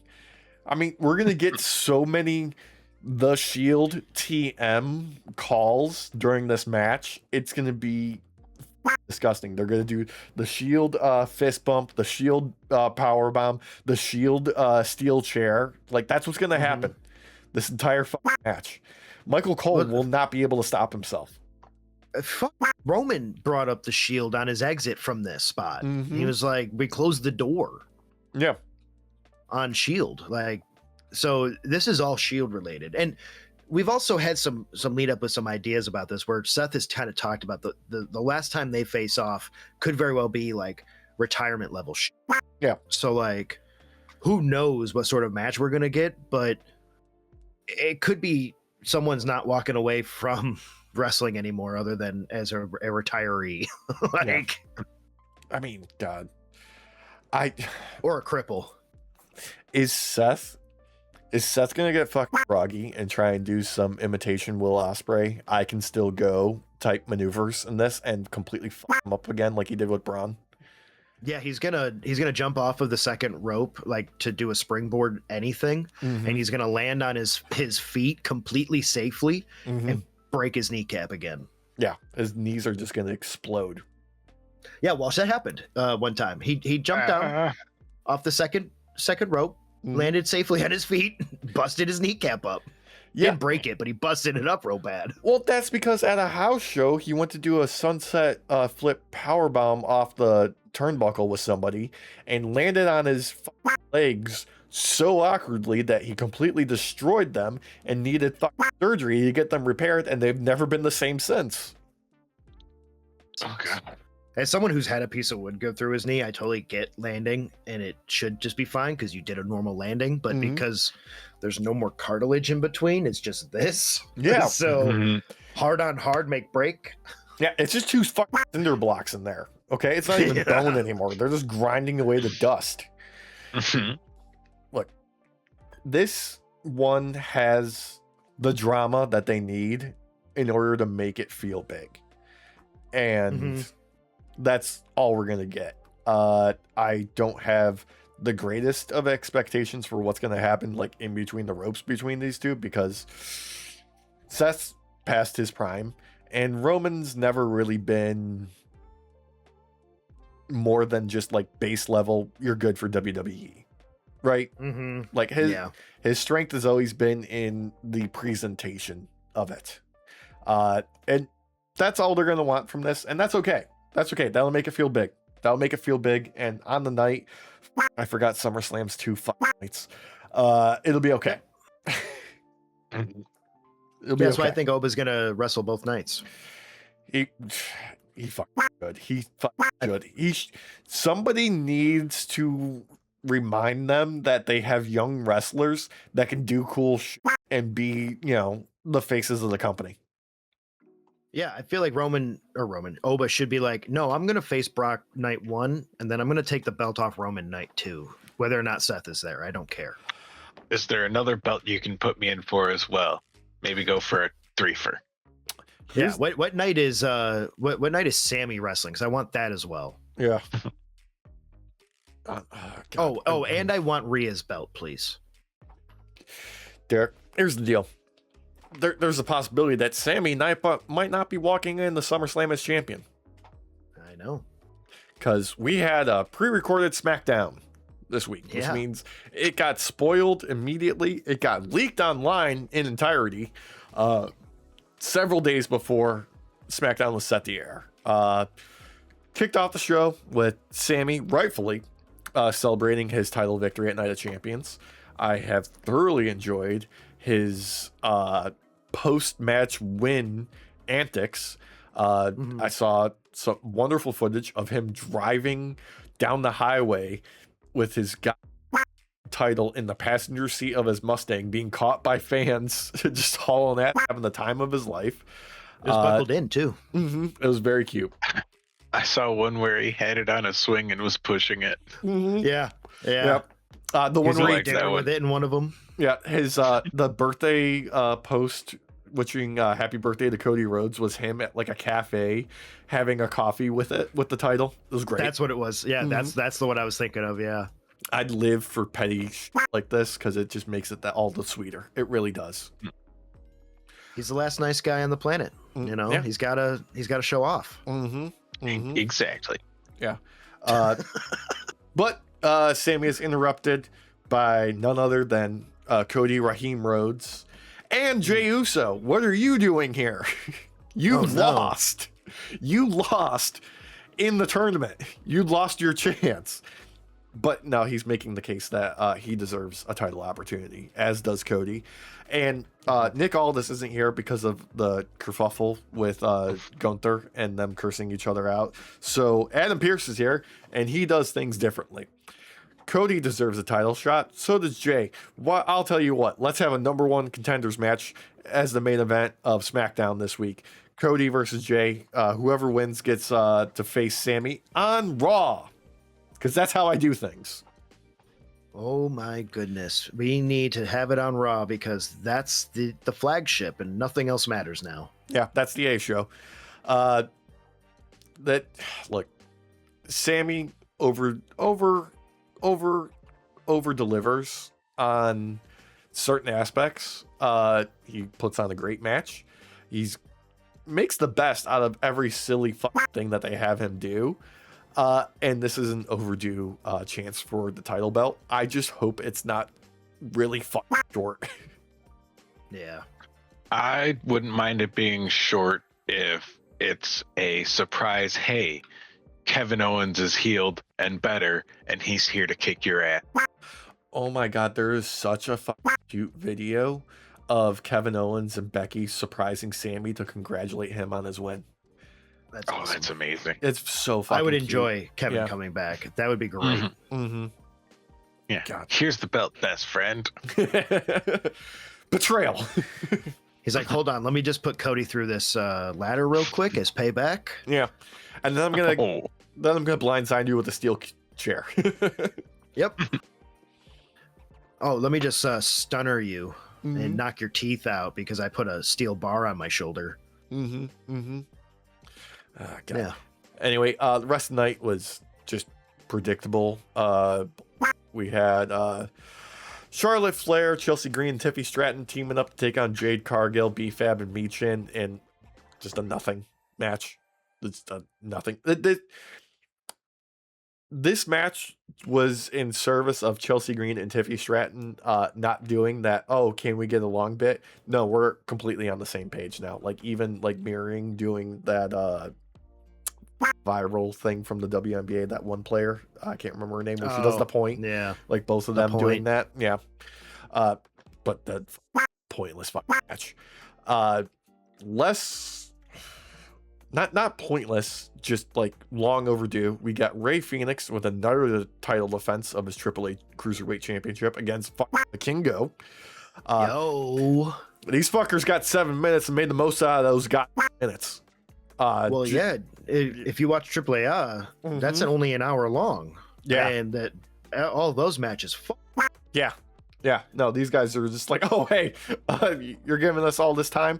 We're going to make the most of it. Holy fuck. Just sprinting for 7 minutes doing things that you wouldn't expect. As you know, almost come out with Vikingo. No, he was not there. That would have been fun to have him come out too. Yeah. Following that, we had a little promo with Lil Yachty hyping up Trick Williams. They got interrupted by Mello. All right, whatever. This was below expectations for the two of them. They usually have better like chemistry, like on the mic and stuff like that, but it's just whatever. And I didn't see it, so I can't say. yeah, Lil Yachty made a short joke about Mello that was kind of meh. Be pretending to be Prince Nana, and he wants to go after Mello for being like an inch shorter than him. Dude, I wouldn't even say he's not the worst manager. Like he talks more than Paul Ellering did. Remember him from Final Testament, the old man who Yeah. never said anything? Yeah. Like he's he's slightly better than him. Really not that much because the old man didn't say shit. He just looked menacing. Yeah. I want that job. Yeah, right? He had that like I'm menacing and I have Alzheimer's look at the same time. Which, if you know anything about people who are going through dementia and stuff, they're dangerous as fuck. Yeah. It was very much of like, I don't know why I'm here and I'm angry about it. Yeah. Lil Yachty's like, I'm gonna be knockoff of Prince Nana. Mm-hmm. Like Timu's Timu. Yeah, it's about right. Mm-hmm. Mm-hmm. I didn't even have to see this, and I already know how. I think that's just Timu. Yeah, that is. God, and there was also another backstage thing of the star of SmackDown, Danhausen, doing his science experiments with Kit Wilson and The Miz. Matt Cardona was also there, and he had him flip a switch for him because all of the science equipment got busted up by the Judgment Day, so it's not quite working well. There was also a fantastic, cute little moment because Danhausen is facing JD McDonough at Saturday night's main event in Madison Square Garden, and he's on a rotary phone trying to line up someone to help him out. And, you know, he cues in like, oh, it's somebody from New York, you know, with Matt Cardona. And Matt grabs the phone line and reveals that it's not plugged into anything. Very cute. I love it. Yeah. Fucking love it. But it seems like the science experiment is going to cause the Miz and Kit Wilson to switch bodies Freaky Friday style. Because they started saying each other's catchphrases. Oh, God. no. Oh, no. So good. Yeah. Having to hear Miz say toxic all the time is going to be hilarious. Mm-hmm. You're going to get Kit Wilson going, ooh, rah. Oh, God. So, Wait, can we get Kit Wilson speaking good French? Oh, definitely. I would die. That would be good. Like, Yeah. wait a minute. How'd you get better at this? I want to know who the surprise New Yorker is going to be, because my thoughts is any of the Knicks players, Oh, Jalen Brunson would be good. or Mayor Mamdani. Or Big Bill Mhm. and Enzo. I mean, that's like the safe call, Alex. I know, but how great would it be to have Big Bill come out of the box and he's got the Danhausen face paint on? Yeah, that would be amazing. I'll give it to you. And he's got like the Minihausen sized cape. Can we get a Mamdani with Danhausen makeup? Yeah, but he's still got to wear the suit. Oh yeah, of course. Yeah, he's got to wear With the the suit. with the cape. Mm-hmm. Yeah. He's never taken that suit off. And he's got the Knicks jersey on underneath Mhm. the suit jacket. Yeah. Can he be like Adam West in Johnny Bravo, where he flexes and his suit breaks and all of his muscles show? I thought you were going to say Adam West in Family Guy, where he's the mayor. And he That was stabs too the ocean. easy. My name's not Adam Wee. Adam Wee. Oh my god. Oh, rest in peace, Adam West. Rest in Yeah. peace. Forever Batman. Mhm. Yeah. Less peaceful was Brie Bella taking on Lainey Reed, and just I don't have anything for this. I don't have it. I could not be bothered to watch this.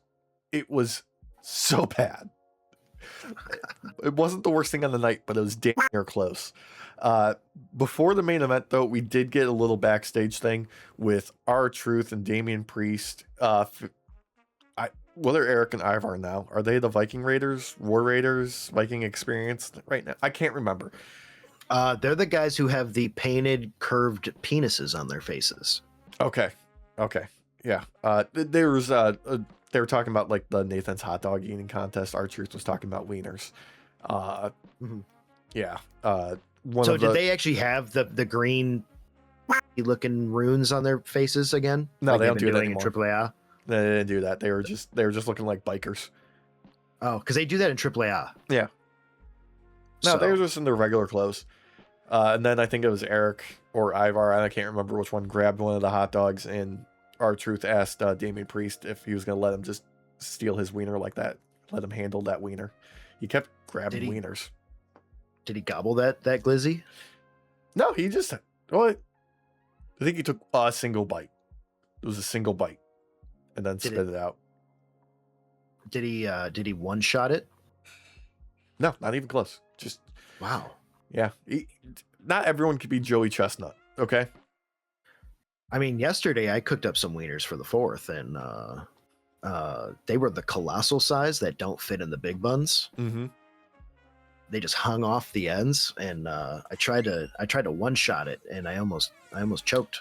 I can't deep throat. You can't go into that raw, okay? You gotta work your way up to it. Oh, it's He cooked. said he grilled them. Yeah, it was cooked. No, I meant like just you can't just walk onto the field. You can't just walk onto the field ready to one shot. You gotta work. You gotta train for that. That takes practice. Yeah, It's you years gotta go of to the minor practice. league a little bit. Mm-hmm. Yeah. No, I did what you're supposed to do. I set it, so it's standing horizontally or vertically on my. Thought you were about to say set it, forget it. If it fits, I sits. Yeah. Oh God. No, and then I just went in one bite, Mhm. but I left a little bit at the end because I can never get down to the base. No, you can't. You're gonna gag. I did. You It gotta was remember. worth it. Yeah, You got to open the throat. Yeah, don't forget to cup the balls. Yeah, mind the stepchildren. Anyway, main event was Cody and Jay in quite literally your expected Jay Uso action. Yeah, it's whatever. It's just so whatever. Cody wins, so he's facing Sammy for the belt tonight when this goes live on Raw. And in Chicago, right? Tonight's in Chicago, so probably going to see a return of CM Punk as well. Yeah. Oh yeah. The day this airs, duh. Yeah. Yeah. I was like, what are you talking about today? Eric got so confused. The today, not like the today. Mm-hmm. Oh, okay, yeah. Today's today rather than yesterday's tomorrow's today. Which is tomorrow's yesterday's today. Wait, when was now? Yesterday. Soon. Oh God. But speaking of one Charles Montgomery Punkston, I keep seeing unconfirmed rumors that there is a lot of heat between him and WWE post WrestleMania. And none of them have mentioned where it's coming from. Like, they have been specific. It's like, we're not hearing this from WWE. We're not hearing it from Punk's people. Where is it coming from then? I've been telling all these people. Yeah.